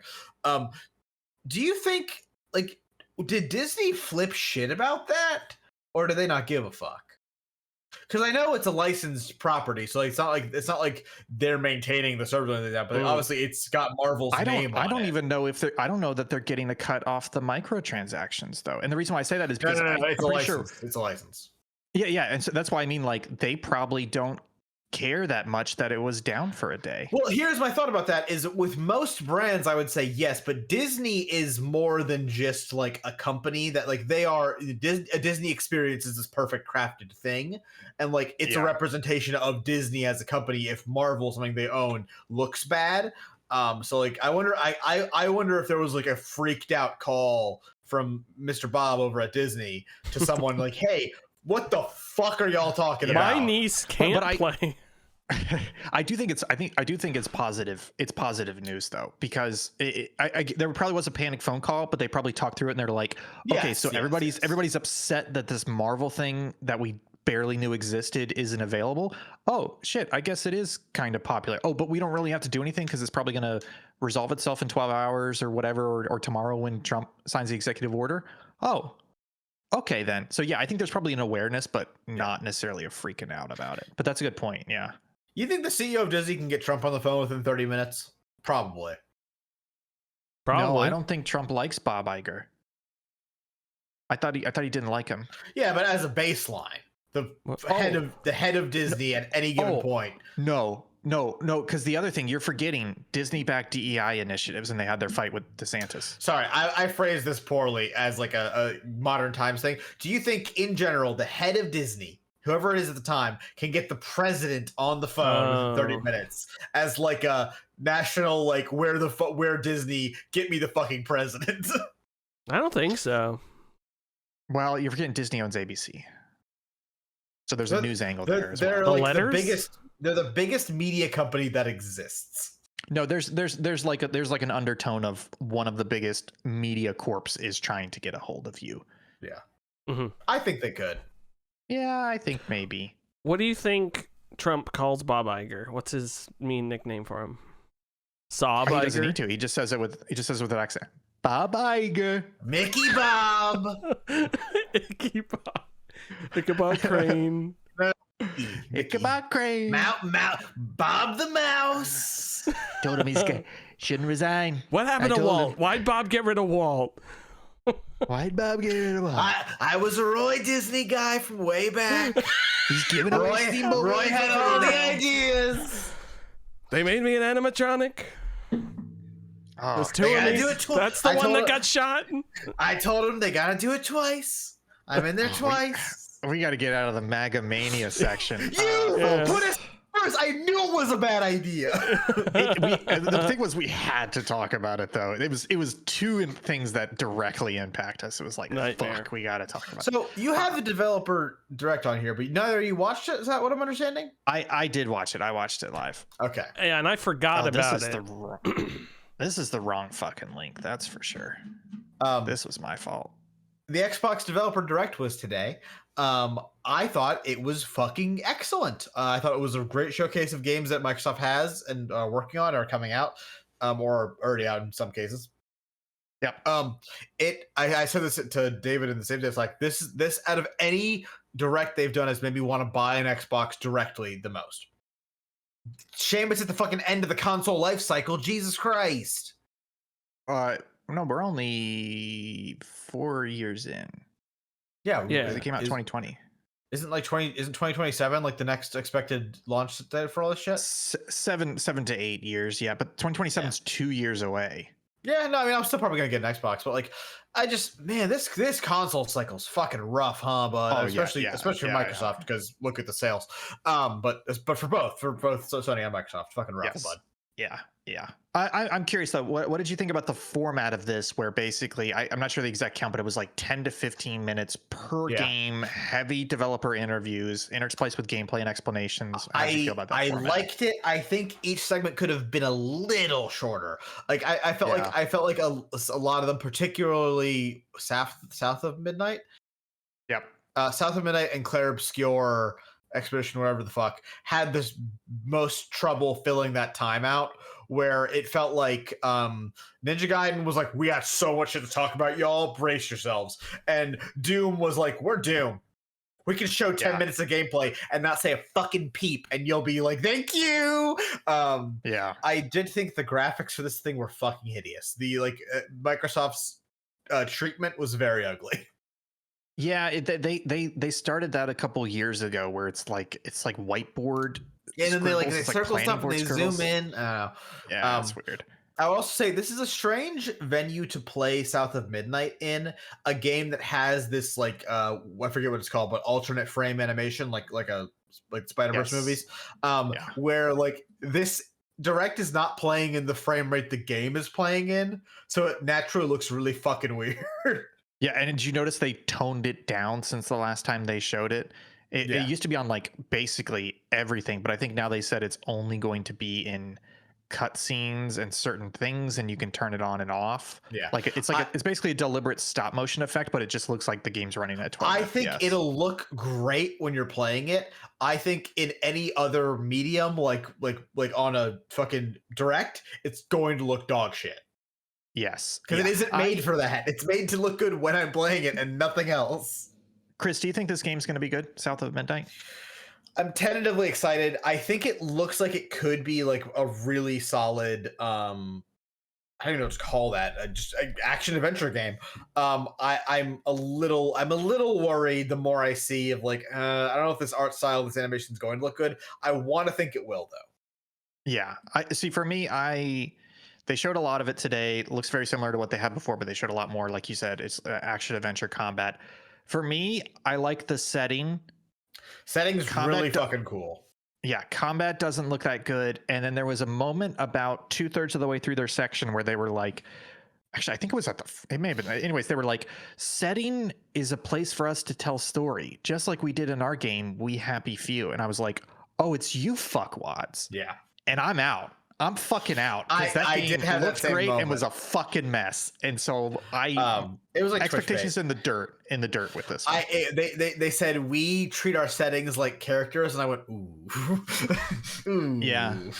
I was like okay, yeah, that's cool to say. And then it doesn't mean anything though. It's just you're just saying something to say something. Well, they expanded on it a little bit after that. They were like, we try and world build and whatever. But I hate to harp on it, but We Happy Few looked fantastic, and then the game came out, and it was like a threadbare roguelike in a empty open world type thing. It's Hello Neighbor. They're the same game. Yes. It's they hook you with this cool aesthetic and this interesting concept, and then there's nothing else. Yeah. So that's why I'm worried about this. So I'm fine putting my expectations in the dirt. This could be fantastic, but I think people need to slow their roll a little bit, because don't trust what you're seeing with this game. I mean, and the worst thing is I want this game to see it so bad. It's a really cool aesthetic. It's a setting we don't see, but is prime for uses. Southern Gothic is a great fucking setting. And chuds online hate this fucking game because black people. So I really want it to succeed, but I'm terrified that it won't. The instant fucking discourse in the goddamn YouTube chat when they started talking and they had accents and were African American was just oh my god. Also, I don't know if you can say the hard R N word in YouTube chat and it just lets you do it. What? Yeah. Oh, I gotta run it on YouTube. So anyway, South of Midnight launches April 8th, 2025. We also got to see, let's circle back just a little bit. All these things, by the way, day one on Games Pass. That's right. Ninja Gaiden 2 Black, which is an Unreal Engine 5. It's on Xbox, PS5, and PC. available now. Ninja Gaiden 4 was revealed. That's coming out in fall 2025. It is Koei Tecmo and Platinum. Yeah. So they're working together on that. That means I have to beat 2 and 3 this year before 4 comes out. Platinum came into the industry being like, we're basically making Ninja Gaiden, but it's not. We don't have the rights to it. And then Ninja Gaiden slumped so hard, and Platinum rose just enough. They're like, yep, yoinkski. Yep. Claire Obscure Expedition 33. I feel like this is the first time. Yeah, it's a lot. I feel like this is the first time we've gotten a good look at what this game actually is, because before it was just kind of some heavy cinematics. It is the longest bit of content we've gotten about it. The Game Awards prior to that was like a 2-minute trailer that was longer than we had seen prior. Yeah. How are you feeling about this? This is up your alley. Fucking great. This thing looks awesome. It looks like Persona in the combat system. It's yeah, but it's got like awesome. Like you hit buttons in combat to like extend your combos and shit. It's got like Paper Mario type beat or Mario RPG type beat. This thing is fucking great. Terrible name, man. This game's French for no reason. And well, they're French. I think that's the reason. No. You shouldn't make French games. South of Midnight's Canadian French. They're making a game about not France. Cajun. Oh, is that okay? Wait, you said Canadian French. Yeah, they're from Toronto or Montreal. Is that French Canadian? From? Yeah. I thought that was a UK game. No, it's weird because We Happy Few is very UK, but it's not. They're not a UK based dev. So it's a French Canadian studio making a French Cajun game. Yeah, I don't know if it's explicitly Cajun. It's more like Gullah Geechee. They had a little bit of an accent. Yeah, I think that's supposed to be like Gullah Geechee, like in indigenous merging with that Southern Cajun Creole dialect. This where I grew up specifically, that's a very prominent thing. But yeah, sorry, getting sidetracked. Yeah, Claire Obscure, really cool. The concept actually is very interesting. It's a D&D campaign ass concept. But I didn't realize they were doing like a, for lack of a better term, Spec Ops: The Line type beat here, where this is about like the horrors of your fantasy. Explain the world concept. So the premise of this thing is there is like this veil basically that you go through, and they send people through it on expeditions to basically find out what's on the other side, retrieve information, come back, yada yada. Almost all of the expeditions don't come back. We are Expedition 33. Good luck, fuckers. Wait, is this is this Annihilation? No. But there's another part fantasy? of the premise.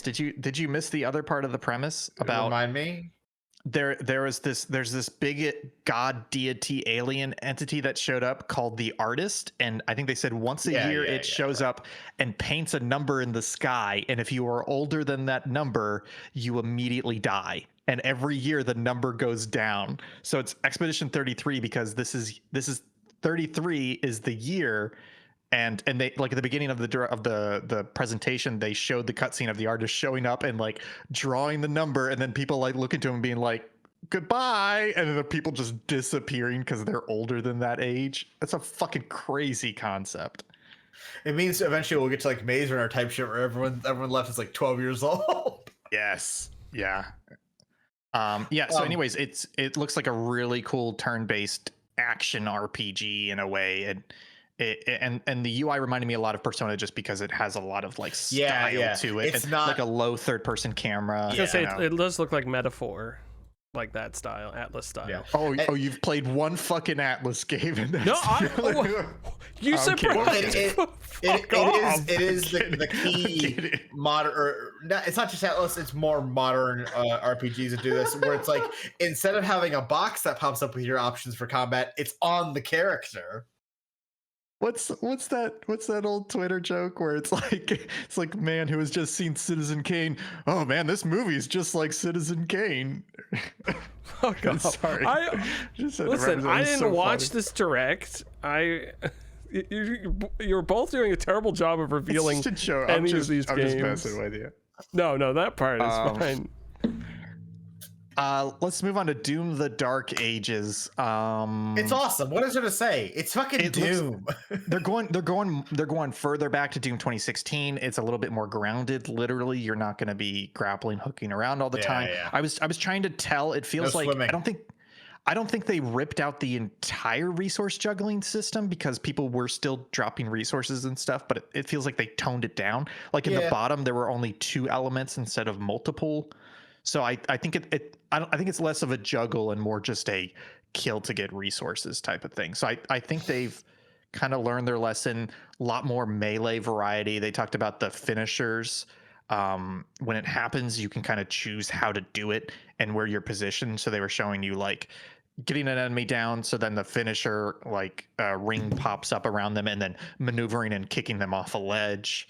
So they're just giving you like going back to Doom 2016 and also giving you a lot more crazy weapons and ways to kill enemies. Looks pretty good. Yeah. I'm still sad. That's coming out May 15th. I'm still sad this isn't a... I really wanted it like a medieval Dark Ages Doom and not...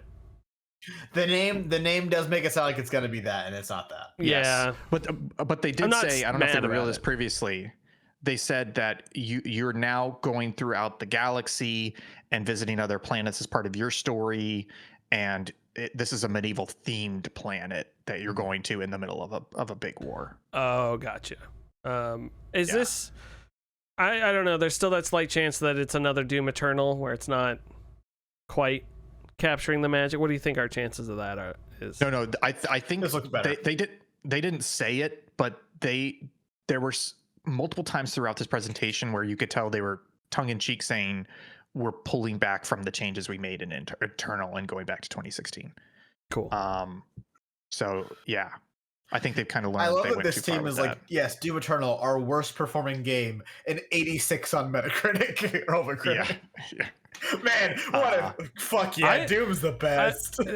I really liked Eternal, but it just got to the point where I was just like, I don't want to play this way anymore. Like I just have to stop playing because it's not fun. And that was the only problem with it.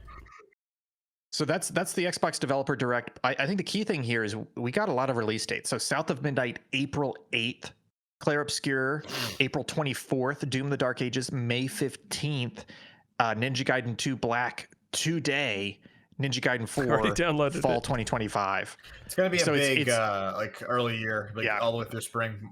I mean, that's what 1, 2, 3, 4 games coming out in the next 4 months. That's big from an Xbox perspective, where they have had problems with that previously. Yeah. Damn. Awesome. And just a bunch more shit coming out in general. Monster Hunter is coming out. Assassin's Creed. What's this Jagex shit, you fucking sicko? So I put this on. We can talk about Horizon instead if you want. I just wanted this. I don't want to. I don't want to. The Horizon MMO was canceled. Fucking no shit. What a terrible. It's like it's just like the God of War Blue Point live service game. What the fuck were you thinking? Why? Yeah, I've got a little bit this later. This makes a little more sense, but it's still terrible. Anyway, Jagex, the people who make RuneScape. So this is just fascinating to me because it's like a masterclass in not understanding what the fuck your game is. So they sent out this like it's not quite like a survey, it's more like a concept thing. It's a survey, sure, Scholar. That was like, here are some potential new monetization methods we're looking at. What would you be interested in? And basically what it amounts to is insane nickel and diming of Jagex's fan base. Stuff like including ads in the game you already pay for. Stuff like putting a longer like logout timer before you're logged out for being like AFK or whatever behind a paywall, like paying more for that, paying more for mobile only access, which is like a fine idea. If it's less, I guess it's fine. And then like some of the more insane ones are stuff like paying for enhanced player support, like enhanced customer service. Yeah, this was a survey, right? But they just had these as options in it. It wasn't. That's the strange thing. It was a survey, but it wasn't like, what do you think about these? Like, what do you like? What on this do you not like? Yes or no? It was like, what do you think? Like, which one would you choose? Not even that. It was just like, what do you? Hey, here's some ideas we have. You like the idea of us nickel and diming you super hard? Like I don't think this is what happened, but there's part of me. I've been watching a lot of boardroom movies lately, which are movies about very intense boardrooms, and there's part of me that really hopes that behind the scenes drama, there was some dumb fuck executive or product manager who was like, hey, here's our plan, we're gonna roll this out, and everybody's like, bad idea, and he goes, no, we're gonna do it, and somebody finally convinced him, hey, what if we just survey people and see if they're gonna like it, knowing that there's gonna be a revolt. I don't think that's what happened, but that would be a fucking great boardroom drama. You're That gonna would be love amazing. what I have to tell you. What Because happened? almost exactly what you said did happen. Yes. It's actually slightly stupider. So first of all, Jagex as a company gets bought and sold like once every other year. It's fucking ridiculous. And every company that buys Jagex realizes this game makes a lot of money. However, if it can make more, then they try something, it fails, and then they sell it for more money than it was sold for last time to the next company, and the cycle repeats. For everyone that isn't aware, I'm sure most people are, RuneScape was the biggest fucking MMO in the world. It was like that and WoW were running neck and neck forever. And then they released some disastrous microtransactions that quite literally killed the game. The game died because of it. Not really, but like it went to the absolute dregs, the lowest it ever did because of that. And then they launched old school RuneScape, which is basically we rolled the game back to before the microtransactions ever existed. And now we have this awesome system. I don't know why more devs don't use it, where we use this like a polling system where the fan base votes on what gets added or not added to the game. It's an awesome system. I don't get why other devs haven't stolen it. It's crazy. Anyway, Jagex rebuilds. RuneScape, the old RuneScape becomes more popular than RuneScape 3. It's now it's now the biggest MMO in the world, quote unquote. It has the most active users. However, there's bot accounts out the wazoo, so I don't know if that counts. Whatever. RuneScape is back in a major way, makes a fuckload of money. Mod just Pips, real quick, how are they making money right now? Is it a subscription? It's just subscriptions. RuneScape 3 has microtransactions that are mostly cosmetic, but there's some other stuff too. But what's the subscription right now? Is it like $10 a month, $15 a month? Whatever? It's $11 a month, I think. Okay, gotcha. I usually buy it 3 months at a time, for a slight discount because I don't always play.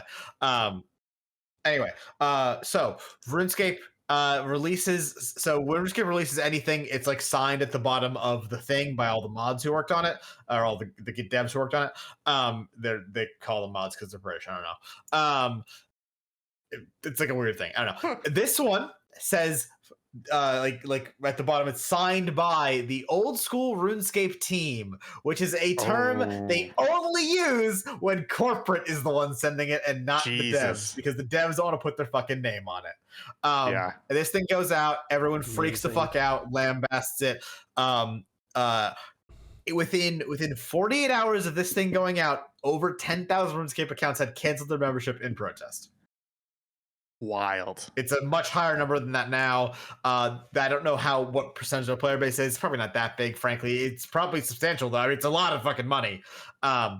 They issue a apology that sucks. It basically just says, we're sorry. We're going to continue to explore monetization options, though. We'll just be careful about it. Fuck you. They just throw gasoline on the fire. Everyone gets way madder, and then more people cancel. And now it, gets articles, and everyone is like, "What? Why would you do this? You had money, and now people hate you again." Here's the craziest thing, Ian. The person who is currently the CEO of Jagex is the guy who made the call to add microtransactions to RuneScape originally. Oh my god. Get him out of there. And it is confirmed this whole thing was his idea. That's just failing. That's just fucking failing upwards. Oh my god. Now, people have come out to defend him, including Pat Jagex employees. His name's Mod Pips. People have come out to defend him and said, like, people from Jagex are like, hey, if he wasn't our CEO, you would have had microtransactions a while ago. Like, he's the only person that's willing to listen to reason, and like when the people bite his face off, he's like, okay, I'll back off. So like, maybe don't give him all the shit in the world, but he deserves a decent amount of shit for this. Terrible idea. Way to just shoot yourself in the foot. Way to make yourself being renewed as CEO a lot riskier. Crazy. It's crazy. wild. One day I will. Why is every company so bad at just collecting money except Valve? Everyone has to like try shit, and Gabe Newell's just on a submarine. It's fucking Keynesian economics, right? Yeah. Always up and to the right. Always up and to the right. Speaking of which, just do what Jagex Valve does. Wait for every other company to shoot themselves in the foot and rake in the money. Yeah. So speaking of which, this is part of the business journal here. This is something I came across on Blue Sky yesterday. This is a presentation, the state of video gaming in 2025 by Matthew Ball. I looked a little bit into his history. He's kind of a tech-focused investor. He kind of monitors a lot of these trends, etc. And he put together a 224 slide presentation about the state of the video game business. I did not read all of it. I got about 30-40 slides in because it was so fascinating. I was reading every slide in depth. And I just want to take you through some of the takeaways here, because we've talked about layoffs. We've talked about how the industry is in a bit of a weird spot, and it feels like he's kind of hit some key points here. So one of the first things he talks about is how gaming's 2011 to 2021 growth didn't just beat historical averages. It was 108% growth in video game content related spending from 2011 to 2021, more than double. That is a higher growth rate than the world's GDP increase, which was only 32% in that time period. So 3x the GDP, the world GDP increase, the video game industry from 2011 to 2021, right? And he shows a chart, it's up and to the right. And a lot of the estimates from 2020 onwards, even after COVID started, had it going very high. Mm-hmm. However, spending has fallen by 3.5% in 2022, and it barely grew in 2023 and 2024. So it's flat. So it fell from 2021 to 2022, and it's been flat 2023 and 2024. This is global spend in video games. So we've seen kind of a decrease in global video game spending. However, you could argue, it was a pandemic bump. That's the argument I've bought into before, and I've echoed it. Hey, pandemic, a lot of people spent money on video games during the pandemic and got interested because they were stuck at home. Now that's pulled back a little bit. However, the problem is, if you look at worldwide book revenues, worldwide recorded music revenues, and worldwide digital video spend, all of those have continued to grow since 2020. Video games have not. They've actually decreased. Like a work call for me right now. I know, but this is fascinating because people this is why the layoffs are happening, right? Mm-hmm. It's not just poor decisions. Those happen at any company. But from 2021 to 2024, we've had a 13% decrease in video game spending worldwide. 13% decrease since 2021. The industry's in a slump right now. And one of the things he points out is that, we've talked about how VC funding has pulled away. We've seen a lot of layoffs. Sorry, I'm skipping ahead to a slide.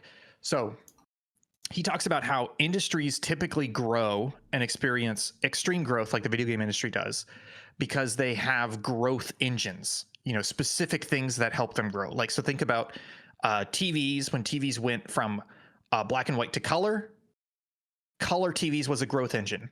All of a sudden, everybody wanted to replace their TVs. Going from CRTs to flat screens, all of a sudden, everybody wants to replace their TVs. So it becomes a growth engine for the entire TV industry. So he outlines a bunch of growth engines that video games have gone through in the past couple of years.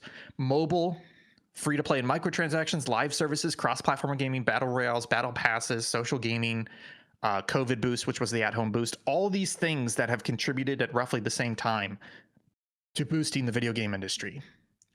And when you look at it, a lot of those culminated in growth in games like Roblox, Fortnite, Call of Duty Warzone, Apex Legends, Among Us, Genshin Impact, PUBG, Minecraft, Candy Crush, etc. We have all these games that have kind of monopolized the market based off these multiple game engines that they use. All those game engines are dead now, right? Dead in terms of they're not exciting anymore. Mobile games aren't exciting anymore. Free to play as a concept. Yeah, I was like, what do you mean? Genshin makes like $100 million a day. Well, as in it's not gonna lead to incredible growth for a game that takes advantage of it anymore. A lot of them are, for lack of a better term, pump and dump. Yes, or they are stagnant, or they have already reached market saturation because we already have a shitload of free to play games. We've already got it. Everything's got a battle pass. Everything's a battle royale. And so he's looking at it in terms of like, this is not necessarily about COVID. It's about, we had a huge period of growth the last 5-10 years in the gaming industry because of all these major trends that were able to catapult the market forward. And we're in a slump right now because we have not discovered and implemented on the new growth engines yet. And that's led to a reduction in spending, and then a reduction in layoffs and in AAA success. So this slump isn't going anywhere, folks. It's going to be here for a bit. Yes. Question from Will? I was just going to say, do you think in another world or time that VR was going to be that next thing, and it didn't happen? So he does have a slide here, and he's just hypothesizing here about what some of these new game engines, these new growth engines could be. Which slide is it? It's slide 24. Don't go to it. I'm going to read it out loud. Oh, okay. I won't. Because this is where you can tell this guy's more of an investor than a gamer. Okay. Some of these potential new growth engines are cloud gaming. It's too early for that, right? Eventually, they're trying. Eventually, yeah, we are like it's they've tried and failed countless times at this point. Yes, it's not ready. Subscriptions, that's working. It's working. It's not crazy, but it is working with Game Pass, etc. Yeah. AR, VR, and LBE, which is augmented reality, virtual reality, and I'm not sure what LBE is, but I heard this term recently. God damn it! Long load Beach balanced equipment. It's going to be one of those. I think eventually, Will. Location-based entertainment. That's like when we went to like Pokemon Go. No. It's like that too, actually. It's like when you go to a physical location to experience a VR thing, or like a like the sandbox. Yeah. The sandbox. Yes, that's what. It's called. Yeah. So I could see that being eventually, but I think we are getting closer day by day. But it's still, I would say, 5-10 years away before VR becomes a major market. New game genres, that just feels like a generic placeholder. Esports. To be fair, the new game genres thing, like there's something there, like the next MOBA or battle royale equivalent, like the next big. That's fair. Thing. That's fair. Yeah, which is always around the corner. Yeah, I just think it's a little bit lame to be like, this is going to be a growth engine. It's like, it's always a fucking growth engine. Yeah, that. If you're prognosticating, you got to be more specific. A big movie will come out. Fucking thanks. Yeah. Then he says esports, which I'm saying no. I don't want to dive into the esports argument, but the big problem with esports is that it's just too fucking fragmented. It's very hard for a lot of these games. It's hard to visually tell what's going on to a casual player, and it's too fucking fragmented. You know, LoL versus Dota 2 versus Heroes of New Earth. It's like, why do we have 3 fucking different games that are the exact same thing? How am I supposed to follow 3 different esports leagues like this? Bro just said Heroes of New Earth. Holy fuck. Still exists barely. His next one is I think this is valid. This is valid, but it ties in with esports. Game plus esports betting. Oh no. I don't like that, but that could be fucking huge. People aren't knowledgeable enough. This is the League Valorant problem. The 2 biggest esports are fucking impenetrable. Because Valorant, it's everything is one-click headshot. The round's over. You know what the fuck just happened. Yeah. But imagine, I play League all the time. It is an impenetrable game of nonsense. It's no idea what's going on. But I'm picturing like Fortnite tournaments with celebrities are big and stuff like that. Imagine that plus betting on top of it. Yeah. That's what he's saying here. That could be. Then he says crypto, Web3, NFTs because he's a tech bro. And then App Store regulation. That is a growth for the App Store, but that's already happening with Valve. It's also not just like that's a market thing and not necessarily a gaming thing. Yeah.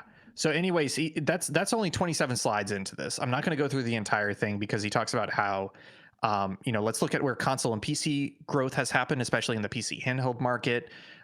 His next section is a brief review of AR VR forecast and disappointments. That's probably interesting. He talks about China.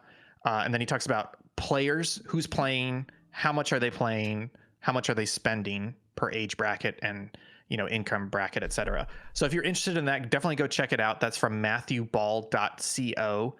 But I think for me, the boring work calls. Yeah, it's really good. I may not agree with everything here, but I think for me, it's the first time I've heard somebody say it's not a COVID pullback, stupid.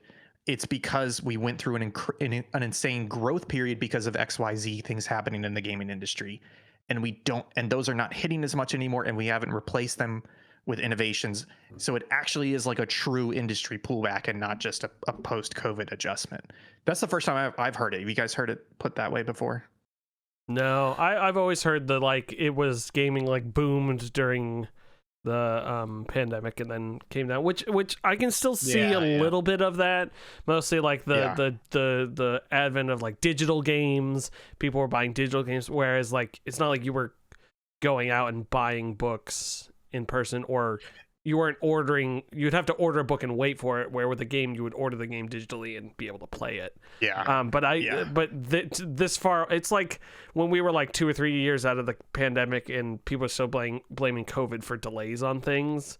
It's like we're way past the point where you can keep being like, well, 2008, man, it's still hitting us real good. That on my house, man. Collapse. And I think it depends like who I'm talking to though. Like a casual person, I think would much more akin it to the COVID thing, whereas like because like everyone experienced it and everyone knows that gaming was bigger in COVID. Whereas like other people might say a lot of different things, like like stagnancy in the industry or blaming the console cycle. This has been a bad console cycle. Last one wasn't great. So yeah. Yeah, and I think the chart that really hit me here was, until I saw this, I was buying into it's the COVID pullback. We had a big boost during COVID. Now we're going back to normal times, and it's like, well, why didn't that happen with books or music or digital video? Because those did not have a COVID pullback, and that's basically the same thing. People sitting at home with the COVID bump, etc. So it's just interesting to see this. Didn't mean to take you guys down Wall Street, but loved it.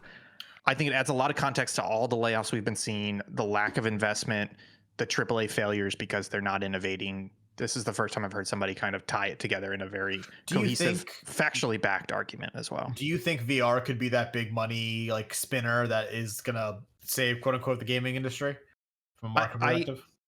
I do, but it's got to be probably another 5-10 years away. Will and I did a VR stream on Tuesday, and we played VTOL VR and Space Docker VR, and we talked about how there are fantastic VR games out there, and there's actually really good VR hardware. The Meta Quest 3 is an incredible device for the price. The problem is that the platforms are still focusing on the wrong experiences, like Apple Vision going after like, hey, let's watch a movie virtually together and look fucking weird next to each other. Like, no. And then also focusing too much on the wrong games that are not actually fun. At the best, they're like 5-minute fun experiences and not actual games. So if all of that self-corrected, VR would be fucking huge within 5 years easily, because the hardware is there and the games are there. I think the problem is adaptation's still the problem though. Getting people to actually pick the fucking console. Well, there needs to be the like there's cheap millions thing. and millions of VR Adoption, headsets. Yeah. No, there's millions and millions and millions of them out there. But they're not centralized. They can't all play the same games. Like there's no Nintendo of VR. There's no like. No, there is. It's the Meta Quest. I'm not gonna look up the sales numbers, but I'm pretty sure it's like 5 million or more between the Quest 2 and the Quest 3 and the Quest 3S at this point. Hardware. They can all play the same games, do the same stuff. Relatively, we are starting to hit the period where we're getting Quest 3 exclusive games, but they can all do PC VR. But I think there could be like a Quest 4 or something that comes out, is cheap, and has a killer app that is just like people are buying it up, playing the game, and it's some sort of experience. Like it's just gonna make it explode. Like I think that's what it's waiting for. So but that's where I would argue that is the Quest 3, right? The Quest 3 is cheap because it's 500 starting. They just came out with the Quest 3S, which I think was 400 or 450. It's a fantastic piece of hardware. There are plenty of fantastic games you can play on it right now. Yeah. The problem is they're marketing it fucking wrong. That's what focusing, I mean. They're putting the ad money and the attention on the wrong experiences and the wrong games, and they're not streamlining the experience for it. as of as of 7 months ago, Meta Quest 3, according to Meta, broke a million sales. So Yeah, factor in Quest 3. So, yeah, another couple 100K for what do you call it? Like holidays. Yeah, 1.2 million users. It's pretty good. Yeah, and then I would at least double that for Quest 2, because Quest 2 was also pretty popular and it's been out longer. So yeah, there's definitely a market there. Because think about Wii U only sold like 9 million. So they're still somehow made money, because Nintendo is a fucking witch company. Like, what? Yeah, Ian, I don't disagree that the Meta Quest 3 is that, like, I believe you, but I'm saying there's going to be a device that comes out that is marketed correctly and explodes. Like the Meta Quest 3 is there on the technological side, but someone else could come out with the exact same Meta Quest 3, slap their name on it, market it properly with the right game, and it explodes. Yeah. So that's mostly what I'm saying. I think we're there tech wise to some extent. Yes, and game wise as well, for sure. And I think it's just somebody has not put the package it's together like properly. If somebody Taylor has Swift to do the Mario 64, if Taylor somebody Swift put has on the to Meta make Quest the 3 and game. played VTOL VR, and then it exploded. Like, it's the technology's there, it just needs the explosion moment to happen. Man, what a stream that would be. I was just going to point out, at the end of this slideshow, don't go there, there is a slide about the price of Grand Theft Auto 6. And I want to ask you, or I don't want to ask you anything, I just want to show it. So it has all the Grand Theft Auto games on this chart. It has their original prices as well as adjusted for inflation. And it says let me go to this first slide that says, actually, no, this is the right one. In real terms, a $70 GTA 6 would be the cheapest ever Grand Theft Auto. It would be 30% less than its original 2D entries and 16 to 24% less than GTA 4 and GTA 5. The average price... Are you talking about this is adjusted for inflation, what you're paying at the register? Yeah, so it was nominal prices, and then with a real adjustment, Q4 2025 prices. So that puts the original Grand Theft Auto at $100 adjusted for inflation. So it says the average price that it could be marketed at as of now is $91. But it just puts into perspective that $70 for that game is technically the cheapest GTA game out of all of them, which is kind of wild. Tough shit. Sticker shock is real. I don't know what to tell you. Yeah. Sorry, businessman. Also, it's your own fault for having to charge $70 because you spent $1 billion making a video game. They're gonna charge you $80 for it. I'm pretty confident. But it's interesting. There's these charts with the best-selling, like GTA 5. Also, they don't need to, because it'll make its money back in the microtransactions. Yeah, so that's why I don't see them going to the 80 when there isn't a jump here. There's not a generational jump. Nobody else is doing it, and like you said, they don't need to. They don't need to. They should but some suits might decide that they need to. Yeah, that's fair. Yeah. But Take-Two is usually not that crazy greedy. That's true. Who are they owned by? Take-Two. Take-Two. They own themselves. Take-Two owns Take-Two? Okay. Take-Two owns Rockstar. Right, yeah. I only know that because I did it for graphic design class. I made their financial report of like 2014 or something like that. But anyways, MatthewBall.co. Go check it out. It's called State of Video Gaming in 2025. It's, like I said, 224 slides, but every single one is chock full of data. It's fantastic to look at. Hell yeah. That's it for the news. Content call out. Ian, you want to call out this content real quick? Yeah. Did you see what Austin Walker announced this week? Well, I did. Ashcan. I was not familiar with this term. I'm not even sure I fully understand it, but it sounds like you are. It's an old comics term, yeah. What could you describe it for us? So the term ashcan comes from like the early stage of comics, where basically it was kind of like a grab bag for what is essentially IP. Where it's like you would print something solely to own the name or to own the concept or to own the rights or whatever. And the term ashcan is because the actual thing was worthless. Like you would write an ashcan copy, which is just like basically like it's almost like sketchwork of like what the comic is going to be to secure it, and then you can get rid of that. You throw it in an ashcan because it's worth nothing, and then you would make your actual thing. It's worth more as like something you put your cigarette out on than it is actually a comic. Gotcha. It's a cool term. And ashcan copies of stuff are worth a fuckload of money because it's like Gotcha. that means it's old and it's like pre sketch art. Like ashcan copies of like Spider-Man or Batman or whatever go for like tens of thousands of dollars, exorbitant amounts of money. Gotcha. And I think in the tabletop role playing game space, they use ashcan to mean like, hey, this is a beta release, basically, like an alpha. Yeah, that's release. basically what the term means outside of the original connotation. Like people still make ashcans of comics, and it's more like, here's my pitch. What do you think? Kickstarter. Yeah. So, anyways, Austin Walker of Giant Bomb and Waypoint fame. He was also working at the game studio that shut down last year because wasn't the president like an absolute idiot. So I think something like that. Yeah, I forget what the whole thing of that is. I think he like fucked it into the ground. Couldn't turn it around. And just had to be like, I got to shut everything down. Anyways, he is launching Realis, which is a tabletop role-playing game that he's been working on. I'll read here. Realis is a cursed orbital sphere of 1,000 mystical moons filled with mystery, magic, and impossible technology. Realis is a game, one of diceless storytelling, where characters deploy powerful sentences, which are rewritten over the course of their saga. So it's a tabletop role-playing game, but it's diceless. I looked a little bit at the character sheets. Like you have like sentences that you define for yourself. Like, I will always do what's right. And as you're kind of going through this story and deciding what's happening, you can deploy these sentences in certain numbers to kind of influence what's going to happen. That's interesting. That's a cool concept. And I think there's like an entire setup for like a session 0 to help your group build the world as well before it even starts. So all games should do that. All games should do some version of yes, Quiet absolutely. Year. So this is the Ashcan edition comes with 20 playable classes, 40 NPC classes, 3 grand factions, 3 example moons, original art, and 125 plus pages in this PDF print-friendly version. It's $15. Go check it out. thecalcutech.itch.io or just look up Realis. That's Realis. I'm tempted to. We've talked about bringing back tabletop RGB. This would not be a one shot, but I feel like we should use this as inspiration to bring back tabletop RGB, do some one shots, get in the mood, and then do a Realis campaign. I got the Root RPG locked and ready to go. I got Will got some at fucking PAX. I got Mothership and UVG.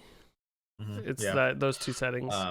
I just bought Let's fucking do it. Obajima, which is a like Ghibli inspired kind of like fantastical anime. Not anime. It's not whatever. It's cool. Don't worry about that. It's cool. Yeah, I mean, if we want to, that Mothership thing came with a bunch of modules, so we can set that up pretty quick. Actually, I was also going to say this, the whole like using sentences thing sounds a lot like the Root RPG, where like the Root RPG, you pick abilities that are triggered by like specific events happening. Like, for example, like if you're like the paladin, if you see someone committing a crime, you can like spur into action on a certain like, ability. That's cool. Yeah, we should definitely do more of that for the site or just in general. Yeah, I'm down. And I have all the digital stuff of the Mothership and the UVG too. So I always buy the PDF versions of whatever I buy because I'm like fucking not. That place at Unplugged, they just here's on the receipt. I gave them my email and they just have all the digital ones for download on the receipt. So it's great. Oh right, yeah. I bought Dialect and I did the same thing. Yeah, that's cool. Awesome. Thank you, Ian, for that. Thank you, Austin Walker, for thinking that up. And thank you, Chris, for explaining what an ashcan is. Folks, we're going to get the hell out of here because this episode has been 2 hours and 7 minutes on the recording, which is probably our longest episode outside of Game of the Year, maybe. So, actually, is that Game of the Year next week? I think it is. It is, yes. Best of the Yearies, as I called it, and no one ever yelled at me for calling it that. So that'll be next week. We'll be going through those, all 4 of us. What are we going through our top 10 all together, and then we're talking positive buzz about all the games we played this year. Yeah, we haven't decided the format, but we did it last year. Basically, we're gonna have a 2-hour chunk. We're gonna go through our 10, 12, 15 favorite games of the year, and then call out our games of the year. That's right, we could have up to 4 games of the year. And like Will said, it's all about praise. There's not gonna be any argument or this game's better than that. It's just these are games you should play and we want to talk about. Hell yeah. Okay, folks, that's the music that should have been playing during that section a little bit. But yeah, we'll be back for Game of the Year next week. This Saturday, 7 p.m. Eastern, Jake and I are diving back into the Darkest Dungeon in Dorcas Dungeon, so tune into that. That'll be super fun. We've killed 7 people so far, and we'll kill 7 more! Chris was here from Save Data. You can find all of their content at pornhub.com. Unless you're in one of those states, then go to... go to X Hamster. Yeah, you can go to X Hamster. I don't know, Save Data. Search them on YouTube. They play lawyer games, and it's weird. It's disgusting. I'm your host, Will Crosby. That's Ian Gibson. Subpixelfilms.com is where you can find all of our content. Check us out on Blue Sky. Check out our Linktree, Twitch, YouTube, all that sort of stuff. Check out our Discord as well. Join that. We'll see y'all next week. Have a wonderful night. Bye. Bye.